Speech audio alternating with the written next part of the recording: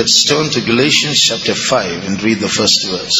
ഗലാത്യ ലേഖനം 5-ാം അധ്യായം 1-ാം വാക്യം വായിക്കാം.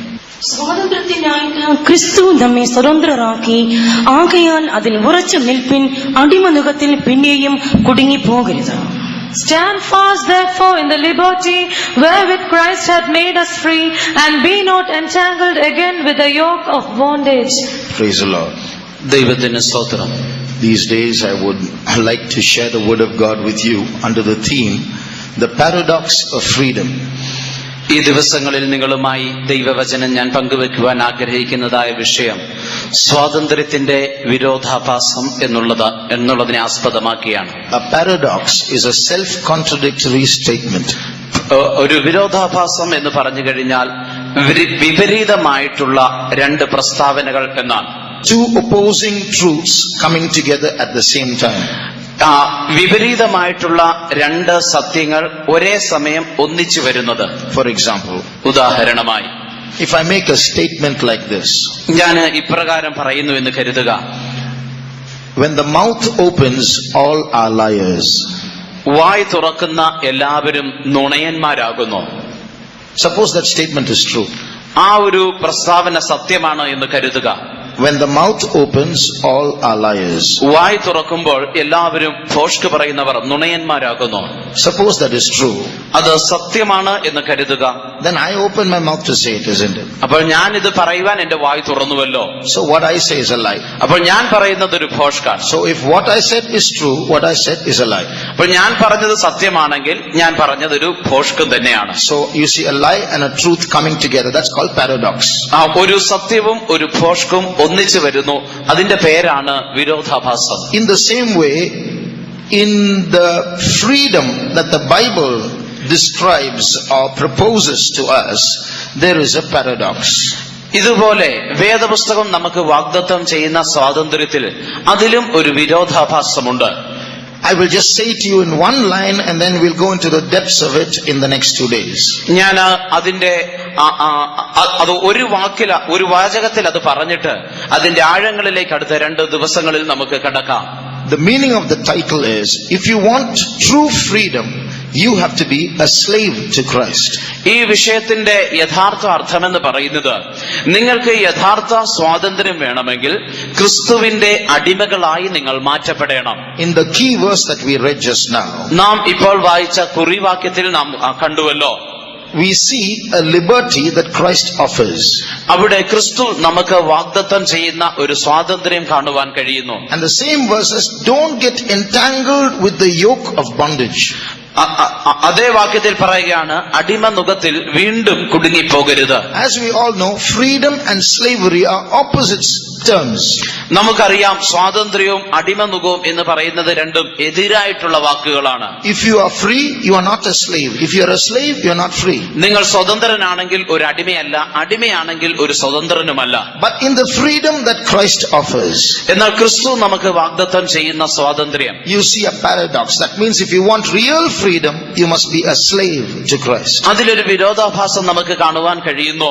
നിങ്ങൾക്ക് യഥാർത്ഥ സ്വാതന്ത്ര്യം വേണമെങ്കിൽ ക്രിസ്തുവിന്റെ അടിമകളായി മാറ്റപ്പെടണം. As we approach this theme today, I might sound a little philosophical as I describe this, but we will go on to more beautiful things in the next 2 days.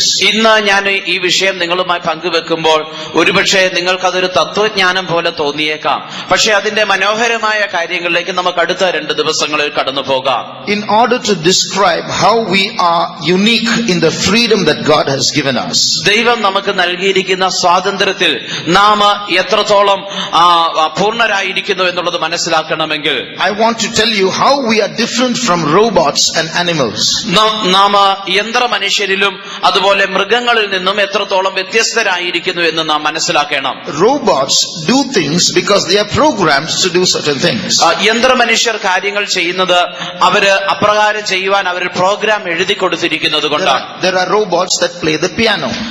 Piano വായിക്കുന്ന റോബോട്ടുകളുണ്ട്. There are robots that play chess. Chess കളിക്കുന്ന യന്ത്രമനുഷ്യനുണ്ട്. But they all have their limitations. They do not have the ability to think. They are programmed to do that. That's why they do that. എന്നാൽ അവയ്ക്കെല്ലാം അതിൻ്റെതായ അതിരുകളുണ്ട്. തനിയെ ചിന്തിക്കുവാൻ അവയ്ക്ക് കഴിയുകയില്ല. അവ ചെയ്യേണ്ട കാര്യങ്ങൾ പ്രോഗ്രാം ചെയ്തു വെച്ചിരിക്കുകയാണ്. Once they made a robot to cross a road by itself. ഒരിക്കല് റോഡ് മുറിച്ചു കടക്കുവാനായിട്ട് ഒരു റോബോട്ടിനെ ഉണ്ടാക്കി. So it can look here and there. It's got laser beams for eyes. It will make its own calculations and then cross the road. അതിന് അവിടെ ഇവിടെ നോക്കാം. അതിന് laser ബീമുള്ള കണ്ണുകളുണ്ട്. അത് കണ്ട് കണക്കുകൂട്ടലുകൾ നടത്തിയിട്ട് അത് റോഡ് ക്രോസ് ചെയ്യും. In a road that has oncoming cars going here and there, it will cross the road safely. കാറുകൾ അങ്ങോട്ടും ഇങ്ങോട്ടും പാഞ്ഞു പോയിക്കൊണ്ടിരിക്കുന്ന വഴി ഇത് സുരക്ഷിതമായി മറികടന്നു പോകും. So they switched on the robot and kept it on the one side of the road and waited for it to cross.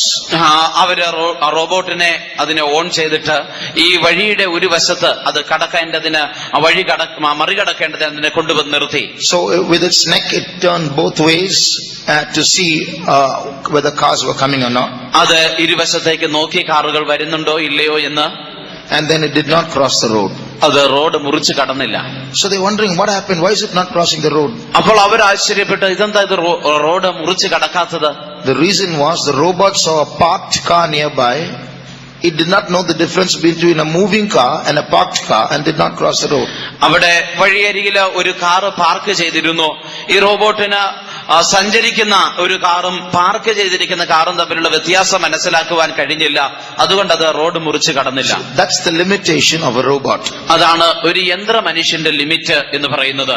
Animals have a freedom to a certain extent, but much of it is based on instinct, something that just comes automatically from within. മൃഗങ്ങൾക്കും കാര്യങ്ങൾ ചെയ്യുവാൻ കഴിയും. പക്ഷേ അതിന്റെ ഉള്ളിൽ തന്നെ ആന്തരികമായി സ്വയമായി വരുന്ന ചില തോന്നലുകൾ നിമിത്തമാണ് അതിന് ചെയ്യുവാൻ കഴിയുന്നത്. An animal chooses to eat because of hunger within. ഒരു മൃഗം ഭക്ഷണം കഴിക്കുവാൻ തീരുമാനിക്കുന്നത് അതിന്റെ വിശപ്പ് കൊണ്ടാണ്. An animal chooses to attack because of fear within. ഒരു മൃഗം ആക്രമിക്കുന്നതിന് കാരണം അതിന്റെ ഉള്ളിൽ ഉണ്ടാകുന്ന ഭയമാണ്. An animal chooses to sleep because of fatigue or tiredness within. ഒരു മൃഗം ഉറങ്ങുവാൻ തീരുമാനിക്കുന്നത് അതിന്റെ ക്ഷീണം നിമിത്തമാണ്. But human beings are created with a very high level of freedom, not like robots and animals. എന്നാൽ മനുഷ്യരെ ദൈവം സൃഷ്ടിച്ചിരിക്കുന്നത് ഈ മൃഗങ്ങളെയോ അല്ലയോ യന്ത്ര മനുഷ്യരെ പോലെയുള്ള സ്വാതന്ത്ര്യമായിട്ടല്ല, വളരെ ഉയർന്ന നിലവാരത്തിലുള്ള സ്വാതന്ത്ര്യമായിട്ടാണ്. God has given us the ability to think and reason, to make calculations and arrive at decisions. ദൈവം നമുക്ക് ചിന്തിക്കുവാനും കണക്കുകൂട്ടലുകൾ നടത്തുവാനും തീരുമാനങ്ങളിൽ എത്തുവാനുമുള്ള കഴിവ് നൽകിയിരിക്കുന്നു. See, we can not only think, we can even think of thinking. നമുക്ക് ചിന്തിക്കുക മാത്രമല്ല, ചിന്തിക്കുന്നതിനെ കുറിച്ച് ചിന്തിക്കാൻ നമുക്ക് സാധിക്കും. We have such a high capability. That's how God has made us. അത്രയും ഉയർന്ന കഴിവോടുകൂടിയാണ് ദൈവം നമ്മെ സൃഷ്ടിച്ചിരിക്കുന്നത്. For example, when God told Adam and Eve, don't eat that particular fruit, the other fruits you can eat, immediately Adam's mind and Eve's mind started making some reasons or started making calculations. ദൈവം ആദാമിനോടും ഹവ്വായോടും വൃക്ഷത്തിന്റെ ഫലം തിന്നരുത്, മറ്റു വൃക്ഷത്തിന്റെ ഫലമൊക്കെ തിന്നാം എന്ന് പറഞ്ഞപ്പോൾ അവരുടെ മനസ്സ് ചില കണക്കുകൂട്ടലുകൾ നടത്തുവാൻ, ചില ചിന്തിക്കുവാൻ തുടങ്ങി. So God says, if I eat that fruit, I'll die, so I should not eat that fruit. ദൈവം എന്നോട് പറഞ്ഞത് ഞാൻ ആ ഫലം തിന്നാൽ മരിക്കും, അതുകൊണ്ട് ഞാനത് തിന്നരുത്. Then when the serpent came and spoke to Eve, എന്നാൽ ആ സർപ്പം വന്ന് ഹവ്വായോട് സംസാരിച്ചപ്പോൾ immediately she started recalculating. അപ്പോൾ താൻ വീണ്ടും ചില കണക്കുകൂട്ടലുകൾ നടത്തുവാൻ തുടങ്ങി. Is God telling me not to eat because if I eat I'll become like him? ദൈവം എന്നോടത് തിന്നരുത് എന്ന് പറഞ്ഞതിന് കാരണം അത് തിന്നാൽ ഞാൻ ദൈവത്തെ പോലെ ആകും എന്നുള്ളത് കൊണ്ടാണോ? Animals can't do that thinking. Robots can't do that thinking. മൃഗങ്ങൾക്ക് ചിന്തിക്കുവാൻ കഴിയുകയില്ല, യന്ത്രമനുഷ്യനും അപ്രകാരം ചിന്തിക്കാൻ കഴിയുകയില്ല. So after thinking and reasoning, finally she arrived at a choice, at a decision. She said, okay, I'm going to eat. താൻ ചിന്തിച്ച് കണക്കുകൂട്ടലുകൾ നടത്തിയതിനു ശേഷം അവസാനം ഒരു തീരുമാനത്തിലെത്തി, അതെ ഞാനത് തിന്നും. So that's the high level of freedom that God has given us human beings. മനുഷ്യരായ നമുക്ക് ദൈവം നൽകിയിരിക്കുന്ന ഉയർന്ന നിലവാരത്തിലുള്ള സ്വാതന്ത്ര്യം എന്ന് പറയുന്നത് അതാണ്. Now comes the question, why is it when there are thousands and thousands of animals, why is it that God has made us human beings with such a unique ability of reasoning, thinking and arriving at a free choice? ആയിരക്കണക്കിന് മൃഗങ്ങളും മറ്റുമുള്ളപ്പോൾ ദൈവം മനുഷ്യനെ മാത്രം ഇപ്രകാരം ചിന്തിക്കുവാനും കണക്കുകൂട്ടലുകൾ നടത്തുവാനും തീരുമാനങ്ങളിൽ എത്തുവാനുമുള്ള കഴിവോടുകൂടി മനുഷ്യനെ മാത്രം എന്തുകൊണ്ട് ദൈവം സൃഷ്ടിച്ചു? We human beings have the capacity of making 15,000 thoughts in a second. മനുഷ്യരായ നമുക്ക് 15,000 ചിന്തകൾ ഒരു സെക്കൻഡിൽ നടത്തുവാനുള്ള കഴിവുണ്ട്. So God is allowing so many thoughts to flood our mind in a moment and come at a decision. Why did God give us that freedom? ഒരു നിമിഷം കൊണ്ട് ആയിരക്കണക്കിന് ചിന്തകൾ ഒരു വെള്ളപ്പൊക്കം പോലെ നമ്മുടെ ഉള്ളിലേക്ക് വരുവാനും ഒരു തീരുമാനങ്ങളിൽ അതിനുശേഷം എത്തുവാനും ദൈവം നമുക്ക് കഴിവ് തന്നിരിക്കുന്നു. എന്തുകൊണ്ട്? What was the mind of God when He made us with this freedom, so that we can play with our freedom and do what we like? ഈ സ്വാതന്ത്ര്യം നമുക്ക് നൽകിക്കൊണ്ട് ദൈവം നമ്മെ സൃഷ്ടിച്ചപ്പോൾ ദൈവത്തിന്റെ ഉദ്ദേശം എന്തായിരുന്നു? നമ്മുടെ സ്വാതന്ത്ര്യം എടുത്ത് നമുക്ക് ഇഷ്ടമുള്ളതുപോലെ കളിക്കുവാനാണോ? The reason why God has given us human beings the right to choose, the freedom to choose, is that using this freedom we might choose Him. ദൈവം നമുക്ക് തിരഞ്ഞെടുപ്പിനുള്ള സ്വാതന്ത്ര്യം നൽകിയതിന് കാരണം ആ സ്വാതന്ത്ര്യം ഉപയോഗിച്ചുകൊണ്ട് നാം അവനെ തിരഞ്ഞെടുക്കണം. If you turn to the book of Deuteronomy chapter 30, ആവർത്തന പുസ്തകം 30-ാം അധ്യായത്തിലേക്ക് വരുമ്പോൾ and read verse 19. 19-ാം വാക്യം വായിക്കാം. ജീവനും മരണവും അനുഗ്രഹവും ശാപവും നിങ്ങളുടെ മുൻപിൽ വച്ചിരിക്കുന്നു എന്നതിന് ഞാൻ ആകാശത്തെയും ഭൂമിയെയും ഇന്ന് സാക്ഷി വയ്ക്കുന്നു. I call heaven and earth to record this day against you, that I have set before you life and death, blessing and cursing. Therefore choose life, that both thou and thy seed may live. Here we see God placing options before mankind. ഇവിടെ ദൈവം മനുഷ്യജാതിയുടെ മുമ്പാകെ തിരഞ്ഞെടുപ്പിനുള്ള അവസരങ്ങൾ വെക്കുന്നത് കാണുവാൻ കഴിയുന്നു. I place before you life and death. ഞാൻ നിന്റെ മുമ്പാകെ മരണവും ജീവനും വയ്ക്കുന്നു. I place before you blessing and cursing. നിന്റെ മുമ്പാകെ അനുഗ്രഹവും ശാപവും വെക്കുന്നു. But there we see that He not only places the options, He also tells us what to do. അവിടെ താൻ ഈ അവസരങ്ങൾ നമ്മുടെ മുമ്പാകെ വെക്കുക മാത്രമല്ല ചെയ്യുന്നത്, നാം എന്ത് ചെയ്യണം എന്നുകൂടി നമ്മോട് പറയുന്നുണ്ട്. He is prompting us and saying what we should choose. നാം എന്ത് തിരഞ്ഞെടുക്കണം എന്ന് അവൻ നമ്മെ പ്രേരിപ്പിക്കുന്നു. But the decision is ours. We are not programmed to choose. The decision is from us. എന്നാൽ തീരുമാനം നമ്മുടേതാണ്. തീരുമാനം എടുക്കുവാൻ വേണ്ടി നമ്മെ പ്രോഗ്രാം ചെയ്തു വെച്ചിട്ടൊന്നുമില്ല. തീരുമാനം നമ്മളുടേതാണ്. Then He says choose life. He says choose life. ജീവൻ തിരഞ്ഞെടുക്കണമെന്ന് അവൻ പറയുന്നു. What is that life? എന്താണ് ആ ജീവൻ? Read the next verse. അതിന്റെ അടുത്ത വാക്യം കൂടി വായിക്കാം. യഹോവ നിന്റെ പിതാക്കന്മാരായ അബ്രഹാമിനും ഇസ്ഹാക്കിനും യാക്കോബിനും കൊടുക്കുമെന്ന് സത്യം ചെയ്ത ദേശത്ത് നീ പാർപ്പാൻ തക്കവണ്ണം നിന്റെ ദൈവമായ യഹോവയെ സ്നേഹിക്കുകയും അവന്റെ വാക്ക് കേട്ടനുസരിക്കുകയും അവനോട് ചേർന്നിരിക്കുകയും ചെയ്യേണ്ടതിനും ജീവനെ തിരഞ്ഞെടുത്തുകൊള്ളുക. അതല്ലോ നിനക്ക് ജീവനും ദീർഘായുസ്സും ആകുന്നു. That thou mayest love the Lord thy God, and that thou mayest obey His voice, and that thou mayest cleave unto Him, for He is thy life. He is thy life. He is thy life. അവൻ നിന്റെ ജീവനാകുന്നു. So that's what that verse says. He is thy life. അവൻ നിന്റെ ജീവനാകുന്നു എന്നാണ് പറഞ്ഞിരിക്കുന്നത്. So God is saying choose life, because behind what you choose I am there. ദൈവം ജീവനെ തെരഞ്ഞെടുക്കുക എന്ന് പറഞ്ഞിരിക്കുന്നതിന് കാരണം നിന്റെ തെരഞ്ഞെടുപ്പിന്റെ പുറകിൽ ഞാൻ അവിടെയുണ്ട്. ജീവന്റെ പുറകിൽ ഞാനുണ്ട്. There's a very familiar story about 4 little children whose father was going abroad.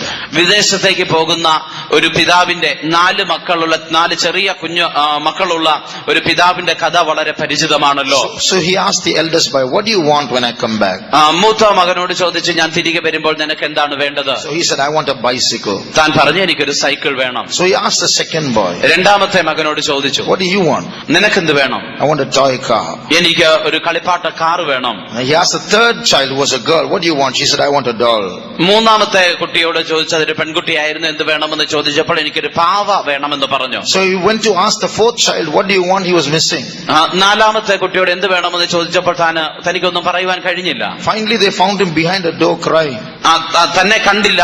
അവസാനം അന്വേഷിച്ച് നോക്കിയപ്പോൾ ഒരു കതകിന് പുറകിൽ നിന്ന് കരയുന്നു. കരയുന്നത് കണ്ടു. Why are you crying? Whatever you want, I'll give you. എന്തിനാണ് കരയുന്നത്? നിനക്ക് എന്താണ് വേണ്ടത് എന്നോട് പറയുക. I'm coming back after 6 months. Whatever you want, I'll give you. ഞാൻ 6 മാസത്തിന് ശേഷം മടങ്ങി വരുമ്പോൾ നിനക്ക് എന്താണ് വേണ്ടത് പറഞ്ഞുകൊള്ളുക, ഞാനത് തരാം. He cried and said, Daddy, I want you. താൻ കരഞ്ഞുകൊണ്ട് പറഞ്ഞു, ഡാഡി എനിക്ക് അങ്ങയെ വേണം. So when the dad heard that, ആ പിതാവ് അത് കേട്ടപ്പോൾ what do you think would have been the reaction of his father? ആ പിതാവിന്റെ പ്രതികരണം എന്തായിരുന്നു എന്നായിരിക്കും നിങ്ങൾ ചിന്തിക്കുന്നത്. Father's heart would have melted because of his love for his son. തന്റെ മകനോടുള്ള സ്നേഹം നിമിത്തം പിതാവിന്റെ ഹൃദയം ഉരുകിയിരിക്കാം. See, we all know, every religion says God is love. എല്ലാ മതങ്ങളും പറയുന്നത് ദൈവം സ്നേഹമാകുന്നു എന്നാണ്. But in love there are 2 aspects. എന്നാൽ സ്നേഹത്തിന് 2 ഭാഗങ്ങളുണ്ട്. One is the imparting aspect, where God imparts or gives love. ഒന്ന് കൊടുക്കുന്നതായ ഭാഗമാണ്. ദൈവം അവന്റെ സ്നേഹത്തെ നമുക്ക് പകർന്നു തന്നുകൊണ്ടിരിക്കുന്നു. But that's just one side of it. എന്നാൽ അത് അതിന്റെ ഒരു ഭാഗം മാത്രമാണ്. So when we say God is love, that means He loves all of us, and whatever we want He'll give us. That's the angle that we look at that term. ദൈവം സ്നേഹമാകുന്നു എന്ന് പറയുമ്പോൾ നാം അതിനെക്കുറിച്ച് ചിന്തിക്കുന്നത്, കാണുന്നത് നമ്മെ സ്നേഹിച്ച് നമുക്ക് വേണ്ടതെല്ലാം നൽകി തരുന്നു എന്നാണ്. But there's the other half. There is an expecting aspect of love as well.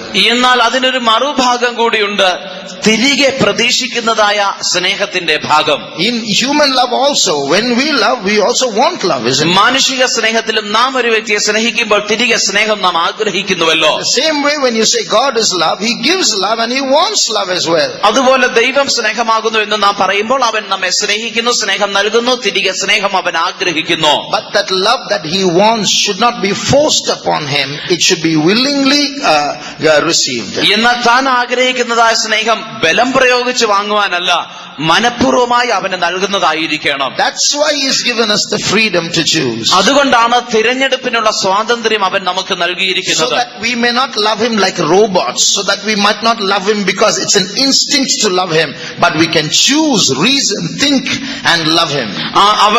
നാം യന്ത്രമനുഷ്യരെ പോലെ അവനെ സ്നേഹിക്കുവാൻ വേണ്ടിയിട്ടല്ല, ഏതെങ്കിലും ഒരു പ്രേരണ നിമിത്തം അവനെ സ്നേഹിക്കുവാനല്ല, നമ്മുടെ ചിന്തിച്ച കണക്കുകൂട്ടലുകൾ നടത്തി അവൻ കാരണങ്ങൾ കണ്ടുപിടിച്ച് അവനെ സ്നേഹിക്കുവാനാണ്. Why did God make us and want us to love Him? എന്തുകൊണ്ടാണ് ദൈവം നമ്മെ സൃഷ്ടിക്കുകയും നാം അവനെ സ്നേഹിക്കുകയും ചെയ്യണമെന്ന് ആഗ്രഹിക്കുന്നത്? Not only because He wants love, അവൻ സ്നേഹം ആഗ്രഹിക്കുന്നത് കൊണ്ട് മാത്രമല്ല, because He is the best in everything that exists. നിലനിൽക്കുന്ന അല്ലെങ്കിൽ ഉള്ളതായ സകലത്തിലും ഏറ്റവും ഉത്തമമായത് അവനാകുന്നു. So in choosing Him there is no loss. അതുകൊണ്ട് അവനെ തിരഞ്ഞെടുക്കുന്നതിൽ നഷ്ടമൊന്നുമില്ല. In choosing Him is the best gain. അവനെ തിരഞ്ഞെടുക്കുന്നതാണ് ഏറ്റവും വലിയ ലാഭം. So when humankind prefers Him and uses his freedom to choose God, God gets his gain, man gets his gain as well.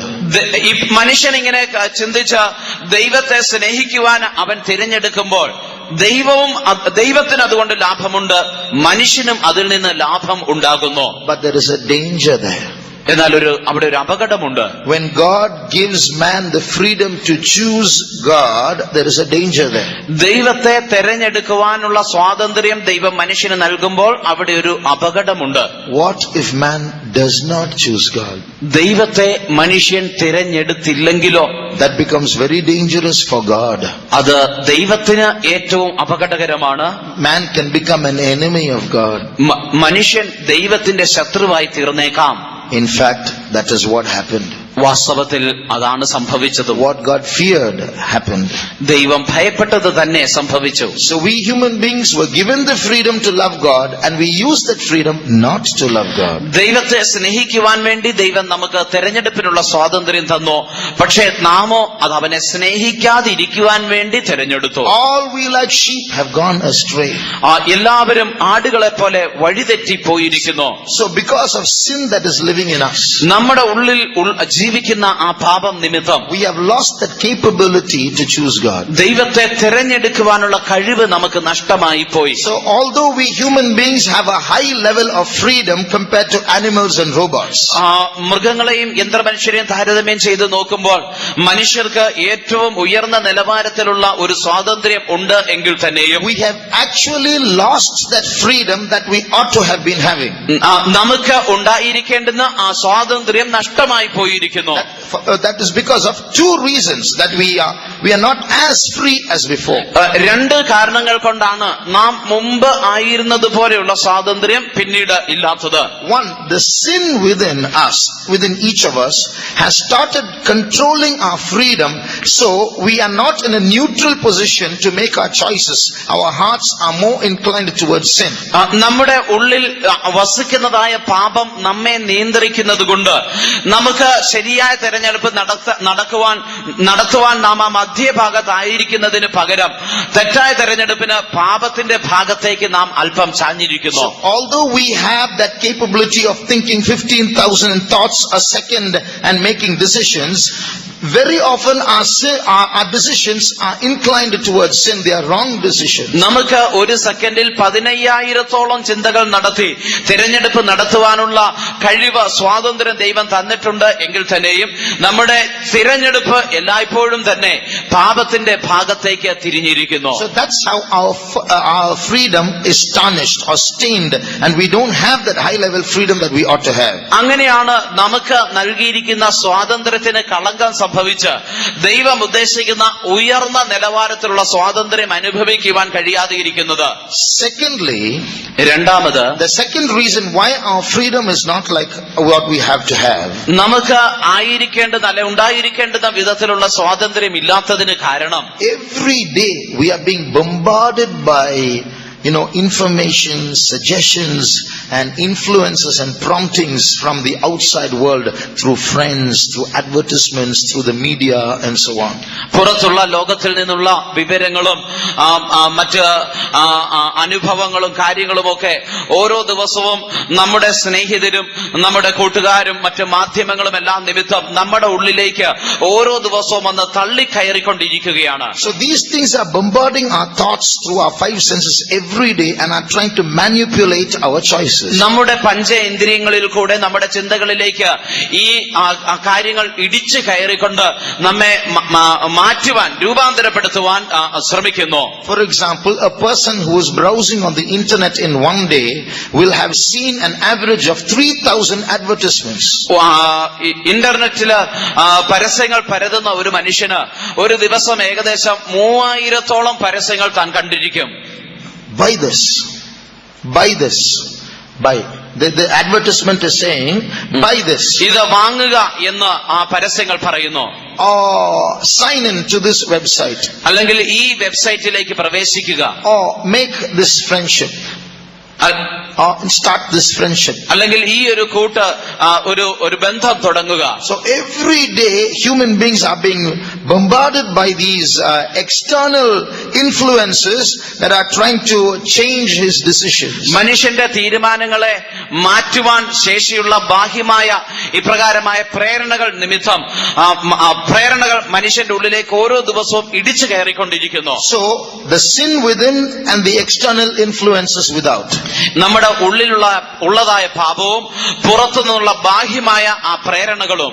Now here is the danger. ഇവിടെയാണ് ആ അപകടമുള്ളത്. The sin within is married to the external influences without, and our heart doesn't have the strength to resist these things. That's why we are a fallen race. നമ്മുടെ ഹൃദയത്തിലുള്ളതായ പാപം ഈ പുറത്തു നിന്നുള്ള ബാഹ്യമായ പ്രേരണകളിലേക്ക് അത് ചാഞ്ഞിരിക്കുന്നത് കൊണ്ട് നമ്മുടെ ഹൃദയത്തിന് അതിനെ എതിർത്ത് നിൽക്കുവാനുള്ള ശക്തിയില്ല. That's why our decisions are always wrong. അതുകൊണ്ടാണ് നമ്മുടെ തീരുമാനങ്ങൾ എല്ലായ്പ്പോഴും തെറ്റിപ്പോകുന്നത്. That's why we have lost the capacity to choose life. അതുകൊണ്ടാണ് ജീവൻ തെരഞ്ഞെടുക്കുവാനുള്ള കഴിവ് നമുക്ക് നഷ്ടമായി പോയിരിക്കുന്നത്. Let me start again this way.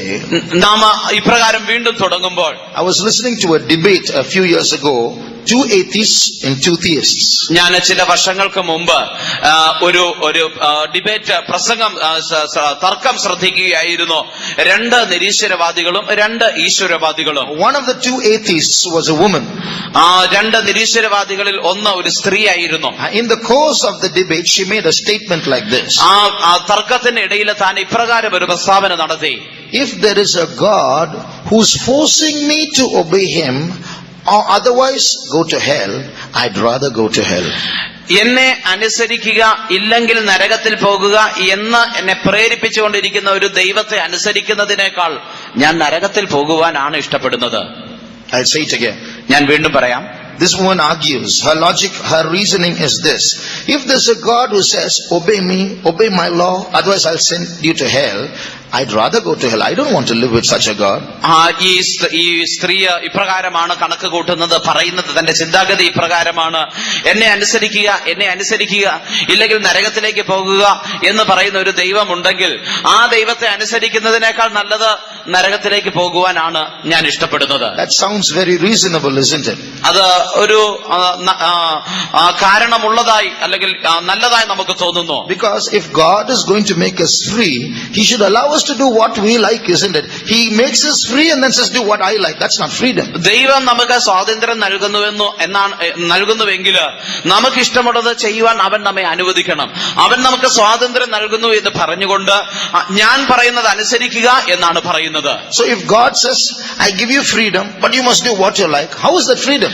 ഞാൻ നിങ്ങൾക്ക് സ്വാതന്ത്ര്യം നൽകുന്നു എന്ന് ദൈവം പറയുന്നു, പക്ഷെ നിങ്ങൾ എന്നെ അനുസരിക്കണമെന്ന് പറയുമ്പോൾ ആ സ്വാതന്ത്ര്യം അത് എപ്രകാരമുള്ളതാണ്? So before we answer that question, ആ ചോദ്യത്തിന് നാം ഉത്തരം നൽകുന്നതിന് മുമ്പ്, in order to answer that question that woman made, a statement, ആ സ്ത്രീ നടത്തിയതായ പ്രസ്താവനയ്ക്ക് ഒരു ഉത്തരം നൽകേണ്ടതിന് we have to ask certain questions. നാം ആ ചോദ്യത്തിന് ഉത്തരം പറയണം. So this woman is saying, here God is saying he gives us freedom.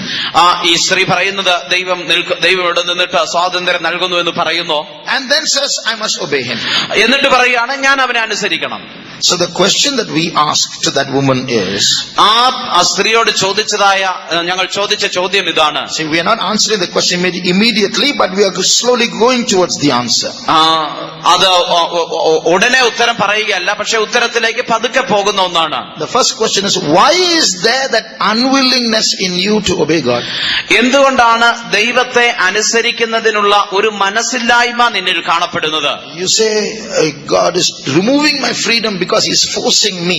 My question is, why do you call that forcing? ദൈവം എന്റെ സ്വാതന്ത്ര്യം കളയുന്നു, അവൻ എന്നെ നിർബന്ധിക്കുന്നു എന്നാണല്ലോ പറയുന്നത്. എന്തുകൊണ്ടാണ് ആ നിർബന്ധം എന്ന് പറയുന്നത്? Why are you restless when God calls you to obey him? ദൈവത്തെ അനുസരിക്കുവാൻ ദൈവം നിങ്ങളെ വിളിക്കുമ്പോൾ എന്തുകൊണ്ടാണ് അസ്വസ്ഥരാകുന്നത്? He is giving you the freedom to not obey him also.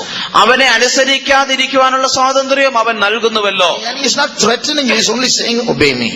അവൻ ഭീഷണിപ്പെടുത്തുന്നില്ല, എന്നെ അനുസരിക്കണമെന്ന് പറയുന്നല്ലേ ഉള്ളൂ. Why are you so unwilling? What is that inside you that is making you unwilling to obey God? എന്തുകൊണ്ടാണ് അതിനൊട്ടും മനസ്സിലാത്തത്?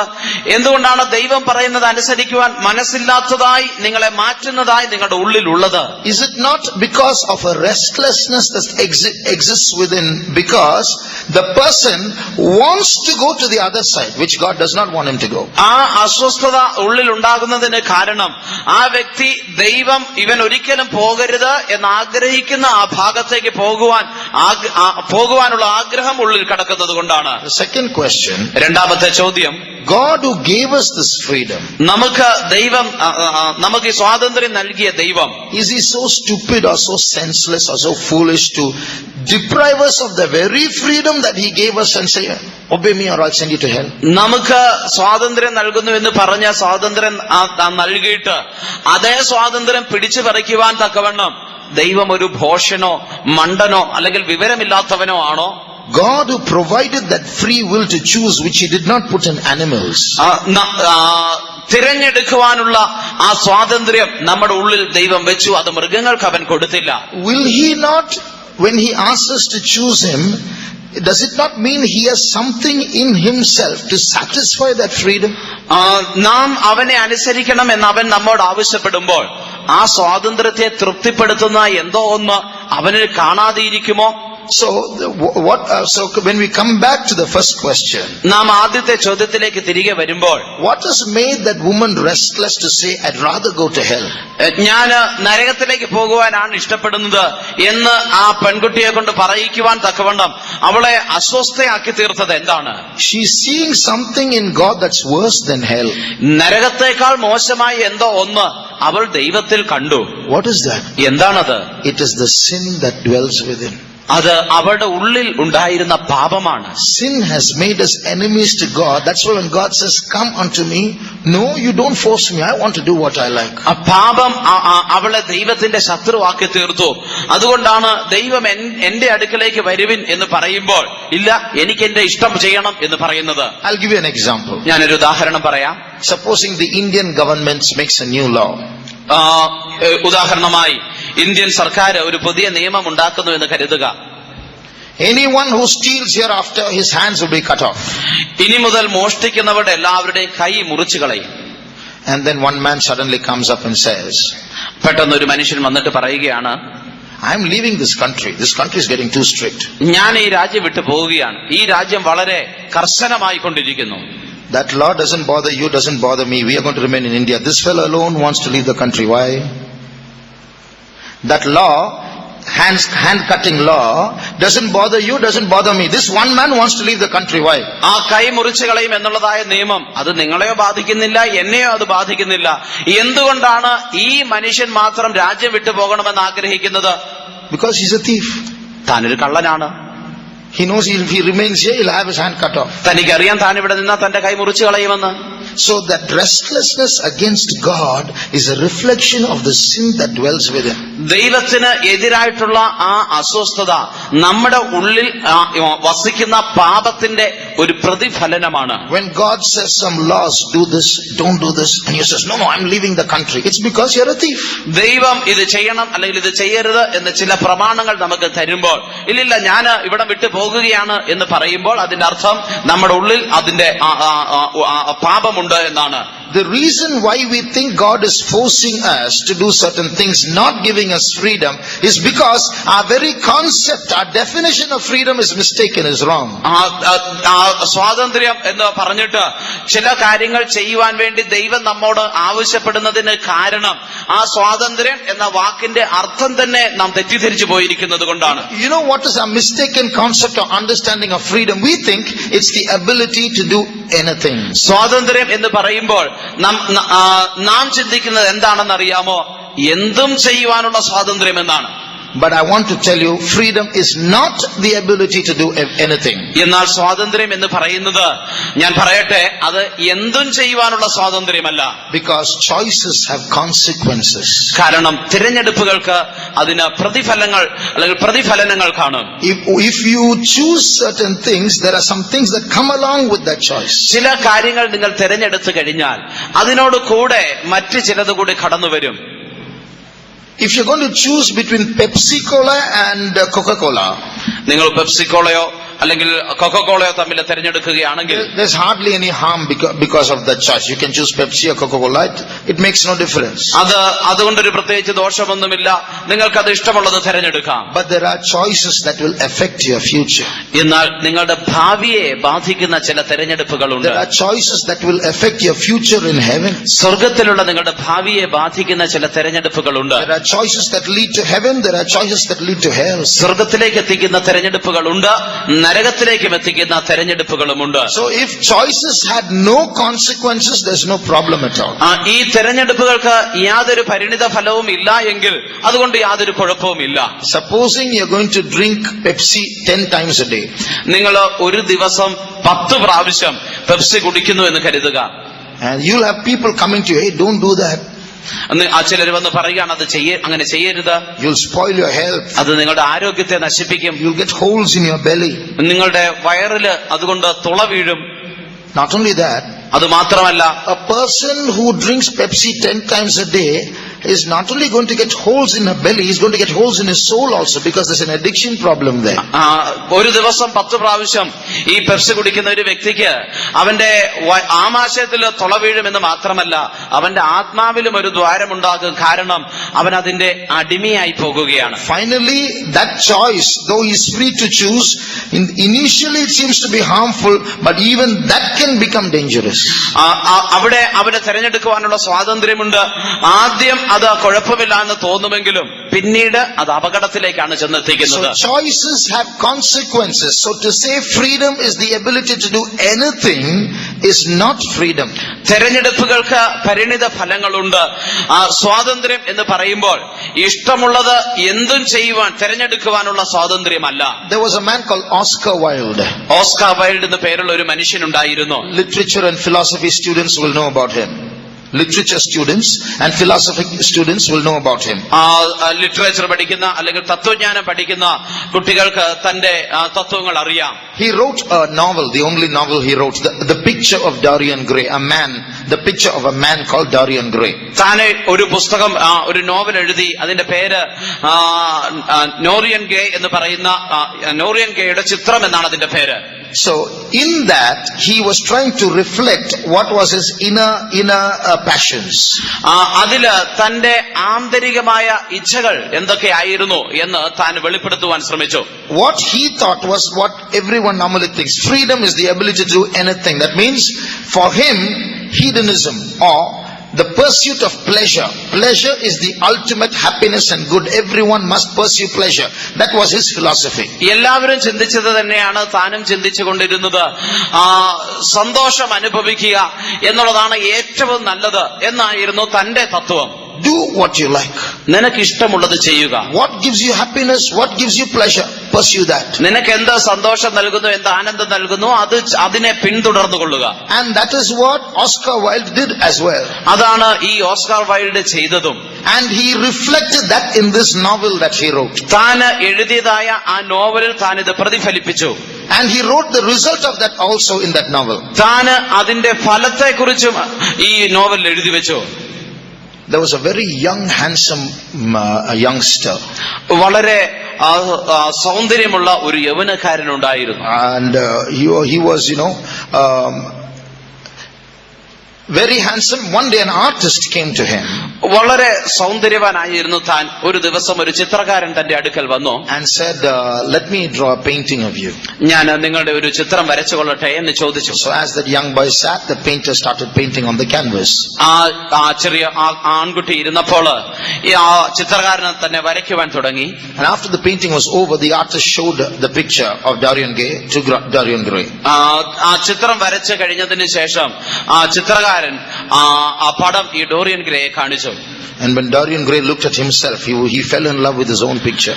ആ ഡോറിയൻ ഗ്രേ ആ ചിത്രത്തിലേക്ക് നോക്കിയപ്പോൾ തന്റെ ചിത്രം കണ്ട് ആ ചിത്രത്തോട് തനിക്ക് തന്നെ പ്രണയമായി. Oh, I'm so handsome. ഞാൻ വളരെ സുന്ദരനാണ്. And then he wished within himself. അവൻ തന്റെ ഉള്ളിൽ ഇങ്ങനെ ആഗ്രഹിച്ചു. After a few years, I'm going to grow old. ചില വർഷങ്ങൾക്ക് ശേഷം എനിക്ക് പ്രായമാകും. My face is going to change. എന്റെ മുഖം മാറും. But this picture will be handsome all the time. എന്നാൽ ഈ ചിത്രം എല്ലായ്പ്പോഴും സൗന്ദര്യമുള്ളതായിരിക്കും. If only I can be like this picture and this picture can be like me.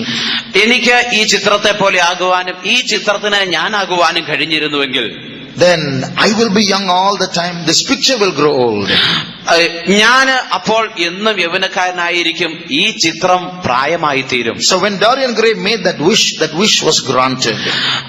Dorian ഗ്രേക്ക് അങ്ങനെ ഒരു ആഗ്രഹം വന്നപ്പോൾ തന്റെ ആ ആഗ്രഹം നൽകി.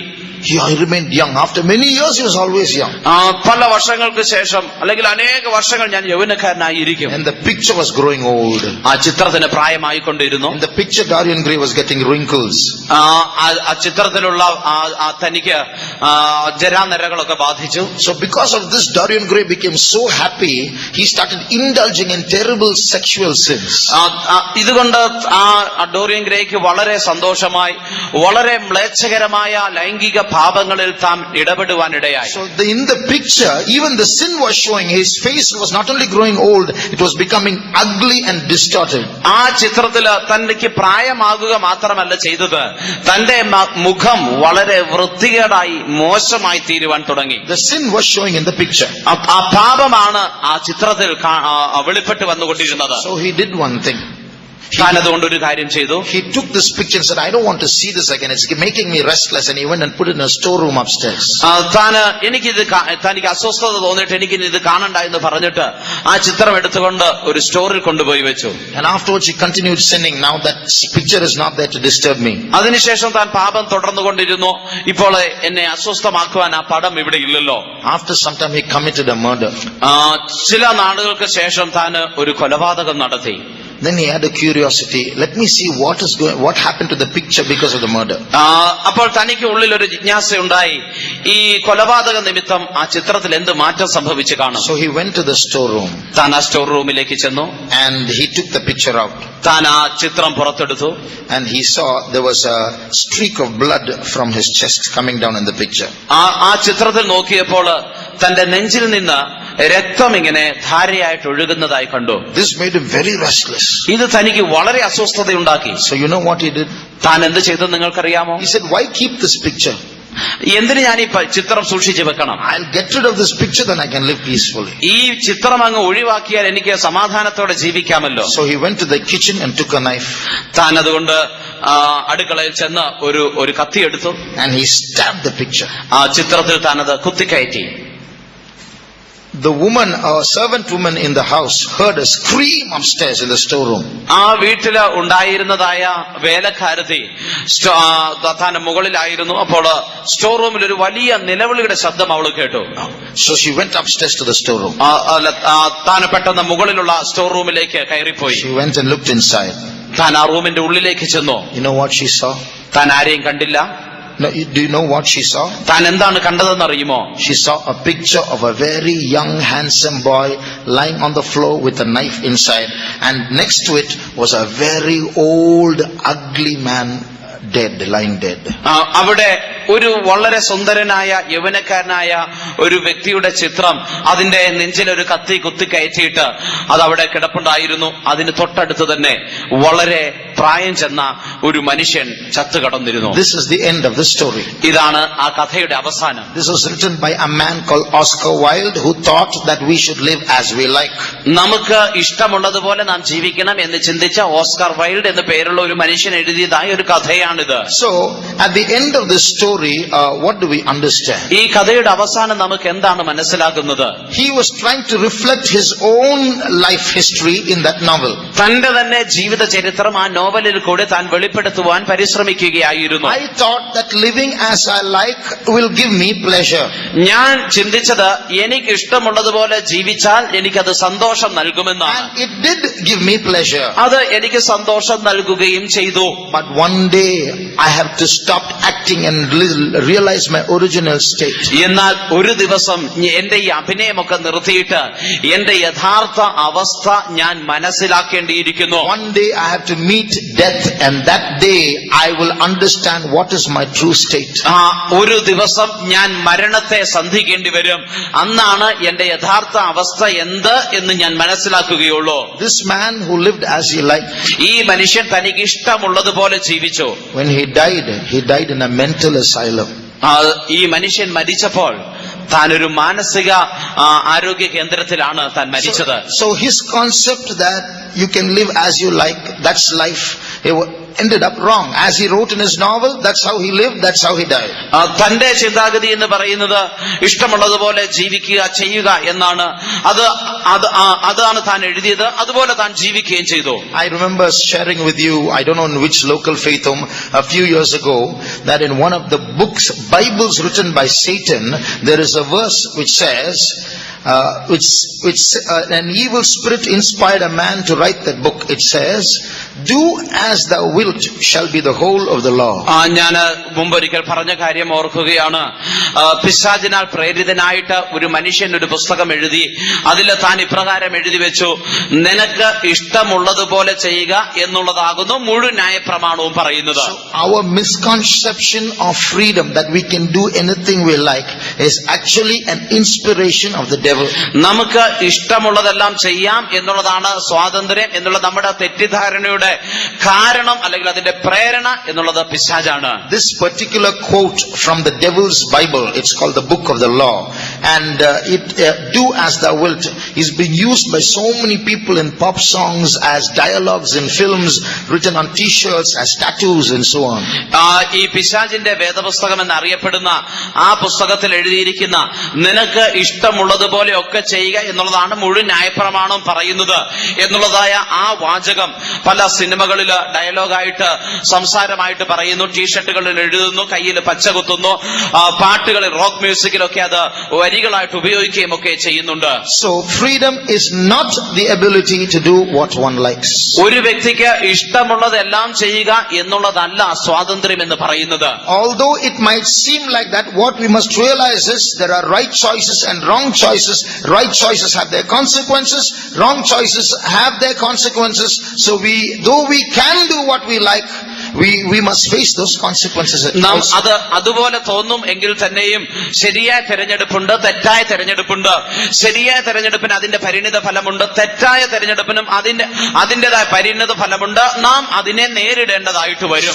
So we must redefine freedom according to the scriptures. നാം ദൈവവചനത്തിനനുസരിച്ച് സ്വാതന്ത്ര്യം എന്നുള്ളതിന് വീണ്ടും നാം വ്യാഖ്യാനിക്കണം. What is true freedom? എന്താണ് യഥാർത്ഥ സ്വാതന്ത്ര്യം? Freedom is the power to do not anything but the right thing. സ്വാതന്ത്ര്യം എന്ന് പറയുന്നത് എന്തും ചെയ്യുവാനുള്ള സ്വാതന്ത്ര്യമല്ല, ശരിയായ കാര്യം ചെയ്യുവാനുള്ള സ്വാതന്ത്ര്യമാണ്. So freedom is the ability, the power to do the right thing. സ്വാതന്ത്ര്യം എന്ന് പറയുന്നത് ശരിയായ കാര്യം ചെയ്യുവാനുള്ള കഴിവാണ്. But the sad truth is, I told you, we were made with that freedom, but we have lost that freedom. Although we have that ability to make 15,000 thoughts in a second, we have lost control. എന്നാൽ ദുഃഖകരമായ സത്യമെന്ന് പറയുന്നത്, നമുക്ക് ആ സ്വാതന്ത്ര്യം നൽകിയിരുന്നു, എന്നാൽ ആ സ്വാതന്ത്ര്യം നഷ്ടപ്പെട്ടു പോയിരിക്കുന്നു. ഒരു സെക്കൻഡിൽ 15,000-ഓളം ചിന്തകൾ നടത്തുവാനുള്ള കഴിവ് നമുക്കുണ്ടെങ്കിൽ തന്നെയും ശരിയായ തീരുമാനമെടുക്കുവാൻ, തെരഞ്ഞെടുപ്പ് നടത്തുവാനുള്ള സ്വാതന്ത്ര്യം നമുക്ക് നഷ്ടമായി പോയിരിക്കുന്നു. So we are all very intelligent beings. We can make cars and we have nanotechnology. We can go to the moon, but we have lost our freedom. നാമൊക്കെ വളരെ ബുദ്ധിശാലികളാണ്, കാറുകൾ ഉണ്ടാക്കുന്നു, നാനോ ടെക്നോളജി ഉണ്ട്, ചന്ദ്രനിലൊക്കെ പോകുന്നു, പക്ഷേ സ്വാതന്ത്ര്യം നഷ്ടമായി പോയി. We have lost our power to do the right thing. ശരിയായ കാര്യം ചെയ്യുവാനുള്ള ആ ശക്തി നമുക്ക് നഷ്ടമായി പോയി. That's why in Proverbs chapter 14 and verse 12, അതുകൊണ്ടാണ് സദൃശ്യവാക്യങ്ങൾ 14-12 വാക്യത്തിൽ വായിക്കുന്നത്. we read a very familiar verse there. വളരെ പരിചിതമായ ഒരു വാക്യമാണത്. Now see why it is written. എന്തുകൊണ്ടാണ് അത് എഴുതിയിരിക്കുന്നത്? ചിലപ്പോൾ ഒരു വഴി മനുഷ്യന് ചൊവ്വായി തോന്നും, അതിന്റെ അവസാനമോ മരണ വഴികൾ അത്രേ. There is a way which seemeth right unto a man, but the end thereof are the ways of death. So there is a way which seemeth right unto a man. ചിലപ്പോൾ ഒരു വഴി മനുഷ്യന് ചൊവ്വായി തോന്നും. That means when you and I use our human brains and we have a multiplicity of options before us. ഞാനും നിങ്ങളും നമ്മുടെ മാനുഷികമായ ബുദ്ധി ഉപയോഗിക്കുമ്പോൾ നമ്മുടെ മുമ്പാകെ പല അനേകമായ തെരഞ്ഞെടുപ്പിന്റെ സാഹചര്യങ്ങളുണ്ട്. And you use your brains and your experience to try to make the right choice. The Bible says you will make the wrong choice and the end of it is death. നിങ്ങളുടെ തലച്ചോറും അല്ലെങ്കിൽ ബുദ്ധിയും നിങ്ങളുടെ അനുഭവം ഉപയോഗിച്ച് ശരിയായ തിരഞ്ഞെടുപ്പ് നടത്തുവാൻ പരിശ്രമിച്ചൊരു തീരുമാനം എടുക്കുന്നു. പക്ഷേ വേദപുസ്തകം പറയുന്നത് അത് ചൊവ്വായി തോന്നും, പക്ഷെ അതിന്റെ അവസാനമോ മരണ വഴികൾ അത്രേ. In other words, with our our wisest decisions, our best decisions by our own without Jesus cannot get us anywhere near heaven. മറ്റു വാക്കുകളിൽ പറഞ്ഞാല് നമ്മുടെ ഏറ്റവും ബുദ്ധിപരമായ തീരുമാനത്തിന് യേശുവിനെ കൂടാതെ നമ്മുടെ സ്വന്തം കഴിവുകൊണ്ട് നമ്മൾ എടുക്കുന്ന ഏറ്റവും നല്ല തീരുമാനത്തിന്, ഏറ്റവും ബുദ്ധിയേറിയ തീരുമാനത്തിന് പോലും നമ്മെ സ്വർഗത്തിന്റെ 7 അയലോകത്ത് പോലും എത്തിക്കുവാൻ കഴിയുകയില്ല. If you turn to Psalm 39 and read verse 5. 39 സങ്കീർത്തനം 5-ാം വാക്യം വായിക്കുമ്പോൾ, ഇതാ നീ എന്റെ നാളുകളെ 4 വിരൽ നീളമാക്കിയിരിക്കുന്നു. എന്റെ ആയുസ് നിന്റെ മുൻപാകെ ഏതും ഇല്ലാത്തതുപോലെ ഇരിക്കുന്നു. ഏത് മനുഷ്യനും ഉറച്ചു നിന്നാലും ഒരു ശ്വാസമത്രേ. Behold, thou hast made my days as an handbreadth, and mine age is as nothing before thee. Verily, every man at his best age is altogether vanity. The last part of that verse in English. ആ വാക്യത്തിന്റെ അവസാന ഭാഗം ഇംഗ്ലീഷിൽ വായിക്കുമ്പോൾ, Every man at his best state is altogether vanity. ഏത് മനുഷ്യനും അവന്റെ ഏറ്റവും ഉന്നതമായ അവസ്ഥയിലും മായയിലായിരിക്കുന്നു, അല്ലെ മായയാകുന്നു. Supposing you ask a cricket player, നിങ്ങളൊരു ക്രിക്കറ്റ് കളിക്കാരനോട് ഇങ്ങനെ ചോദിക്കുന്നു എന്ന് കരുതുക, what is the best time of your life? നിങ്ങളുടെ ജീവിതത്തിലെ ഏറ്റവും നല്ല സമയം ഏതാണ്? He will speak of that time where he scored the most runs, or where he broke a record, where he was most popular. That's the best part of my life. ഏറ്റവും കൂടുതൽ runs ഉണ്ടാക്കിയ കാലത്ത്, അല്ലെങ്കിൽ താൻ ഒരു record തകർത്ത സമയത്ത്, അതൊക്കെ താൻ തന്റെ ഏറ്റവും ഉയർന്ന ഫോമിൽ നിന്ന സമയം, അതൊക്കെ ഒരുപക്ഷെ താൻ തന്റെ ഏറ്റവും നല്ല സമയമെന്ന് പറഞ്ഞേക്കാം. You ask a student, what's the best part of your life as a student? He will think of those days when he scored the highest marks in his class. That was the best part of my life. ഒരു വിദ്യാർത്ഥിയോട് നിങ്ങൾ ചോദിക്കുകയാണ്, നിങ്ങളുടെ ജീവിതത്തിലെ ഏറ്റവും നല്ല സമയം ഏതായിരുന്നു എന്ന് ചോദിക്കുമ്പോൾ, അവന്റെ ജീവിതത്തിലെ ഏറ്റവും ഉയർന്ന മാർക്കുകൾ പരീക്ഷയിൽ വാങ്ങിയ സമയമാണെന്ന് പറഞ്ഞേക്കാം. The Bible says, without Jesus, the best part of your life is not just vanity, altogether vanity. വേദപുസ്തകം പറയുന്നത്, യേശുവിനെ കൂടാതെ നിങ്ങളുടെ ജീവിതത്തിലെ ഏറ്റവും നല്ല സമയം, ഏറ്റവും നല്ല കാലഘട്ടം എന്ന് പറയുന്നത് മായ എന്ന് മാത്രമല്ല പറയുന്നത്, അത് മുഴുവനും മായയാകുന്നു എന്നാണ്. So the people who want to do anything they like, the devil knows that that's the road to hell. That's why he's written it in his Bible. എന്തും ചെയ്യുവാൻ ആഗ്രഹിക്കുന്ന ആ മനുഷ്യർക്ക് ആ വഴി നരകത്തിലേക്കാണ് എത്തിക്കുന്നത് എന്ന് പിശാചിന് അറിയാം. അതുകൊണ്ടാണ് അവന്റെ വേദപുസ്തകത്തിൽ അവൻ അത് എഴുതി വെച്ചിരിക്കുന്നതും. In fact, those who want to do anything they like, they want to do anything they like because they're already slaves to sin. എന്തും ചെയ്യുവാനുള്ള സ്വാതന്ത്ര്യം വേണ്ടവർക്ക് അവരെന്ത് ചെയ്യുവാനുള്ള സ്വാതന്ത്ര്യം ആഗ്രഹിക്കുന്നതിന് കാരണം അവർ പാപത്തിന്റെ അടിമകളായി തീർന്നിരിക്കുന്നു എന്നുള്ളത് കൊണ്ടാണ്. That's why when Jesus says, "Come unto me," they don't like it. അതുകൊണ്ടാണ് യേശു എങ്കിലേക്ക് വരുവിൻ എന്ന് പറയുമ്പോൾ ഞങ്ങൾക്ക് വേണ്ട, വരാൻ ഇഷ്ടമില്ല എന്ന് പറയുന്നത്. That's why people would rather worship dolls than a living God. അതുകൊണ്ടാണ് ജീവനുള്ള ദൈവത്തെ ആരാധിക്കുന്നതിന് പകരം മനുഷ്യൻ പാവകളെ ആരാധിക്കുന്നത്. Because they are doll, they can worship, they can maybe get some favors also, but then it won't tell them what to do, what not to do. There is no law there. അവിടെ പാവയെ ആരാധിക്കുന്നു, ചിലപ്പോൾ അവർക്ക് ചില നന്മകൾ അല്ലെങ്കിൽ ഏതെങ്കിലുമൊക്കെ അനുഗ്രഹങ്ങളൊക്കെ ലഭിച്ചേക്കാം. പക്ഷേ എന്ത് ചെയ്യണം, എന്ത് ചെയ്യരുത് എന്ന് പറയുമ്പോൾ അവിടെ ഒരു പ്രമാണം വരികയാണ്. But for a person to have true freedom, ഒരു മനുഷ്യന് യഥാർത്ഥ സ്വാതന്ത്ര്യം ഉണ്ടാകേണ്ടതിന് he needs a savior. തനിക്കൊരു രക്ഷകനെ ആവശ്യമാണ്. We human beings, as we read just now, have lost the ability to make our choices freely.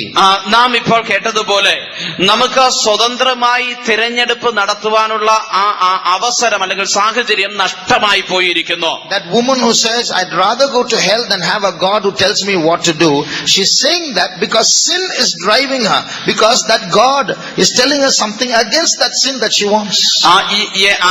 ഞാൻ എന്ത് ചെയ്യണമെന്ന് എന്നോട് കൽപ്പിക്കുന്ന ഒരു ദൈവത്തെ അനുസരിക്കുന്നതിനേക്കാൾ ഞാൻ നരകത്തിൽ പോകുവാനാണ് ഇഷ്ടപ്പെടുന്നത് എന്ന് പറയുന്ന ആ പെൺകുട്ടിയെ കൊണ്ട് അത് പറയിക്കുന്നത് അവളുടെ ഉള്ളിൽ വസിച്ച് അവളെ അടിമയാക്കിക്കൊണ്ടിരിക്കുന്ന ആ പാപമാണ്. So it's very sad when she goes to hell, she realizes how wrong her statement is. താൻ നരകത്തിലേക്ക് പോകുകയാണെങ്കിൽ അപ്പോഴേ അവൾ മനസ്സിലാക്കിയുള്ള എത്ര ദുഃഖകരമാണ് അവൾ പറഞ്ഞത് എത്ര തെറ്റായി പോയി എന്ന്. So we human beings have lost that original freedom.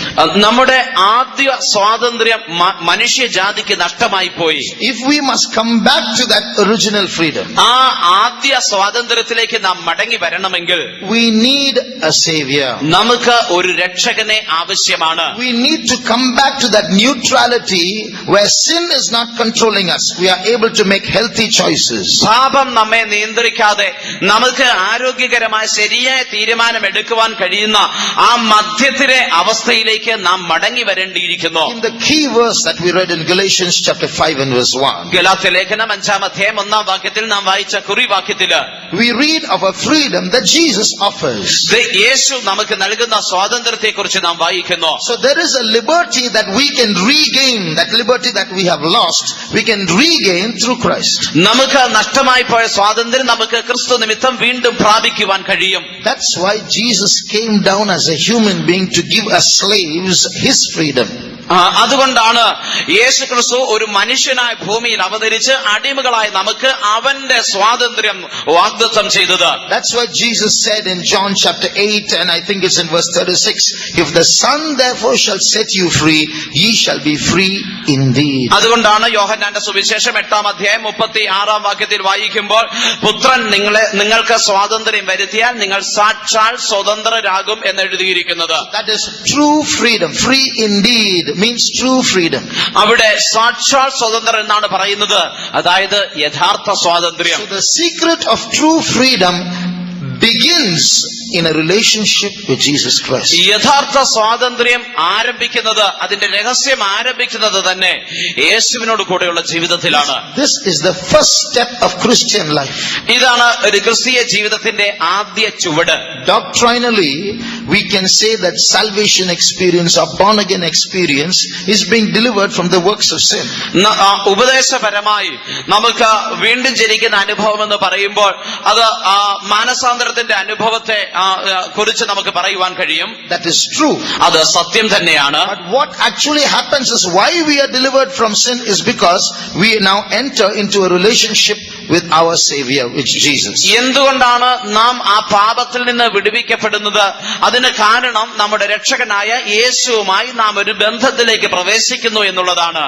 See, when Adam and Eve were in the Garden of Eden, ആദാമും ഹവ്വായും ഏദെൻ തോട്ടത്തിലായിരുന്നപ്പോൾ God told, don't go to that particular tree, the fruit of the knowledge of good and evil. It's dangerous for you. The day you eat it, you will die. ദൈവം അവരോട് പറഞ്ഞു, നന്മ തിന്മകളെ കുറിച്ചുള്ള തിരിച്ചറിവിന്റെ വൃക്ഷത്തിന്റെ അടുത്ത് പോയി അതിന്റെ ഫലം തിന്നരുത്, തിന്നുന്ന നാളിൽ നിങ്ങൾ മരിക്കും. But when man disobeyed and misused his freedom of choice and obeyed the serpent and took that fruit, എന്നാൽ മനുഷ്യൻ അനുസരണക്കേട് കാണിച്ച് തിരഞ്ഞെടുപ്പിനുള്ള അവന്റെ സ്വാതന്ത്ര്യത്തെ ദുരുപയോഗം ചെയ്ത് ആ സർപ്പത്തെ അനുസരിച്ച് ഫലം പറിച്ചെടുത്തപ്പോൾ not only was the tree of knowledge dangerous for them, the tree of life also became dangerous for them.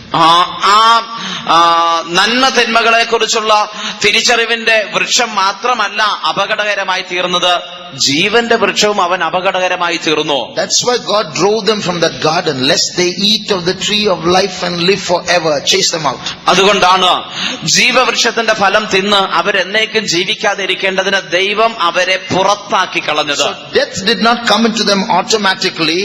Death came because they were driven from the garden by God. അവരിലേക്ക് മരണം സ്വാഭാവികമായി പ്രവേശിക്കുകയല്ല ചെയ്തത്, അവരെ ഏദെൻ തോട്ടത്തിൽ നിന്ന് പുറത്താക്കി കളഞ്ഞത് നിമിത്തമായി മരണം അവരിലേക്ക് പ്രവേശിച്ചു. So the Bible says God drove man out of the garden.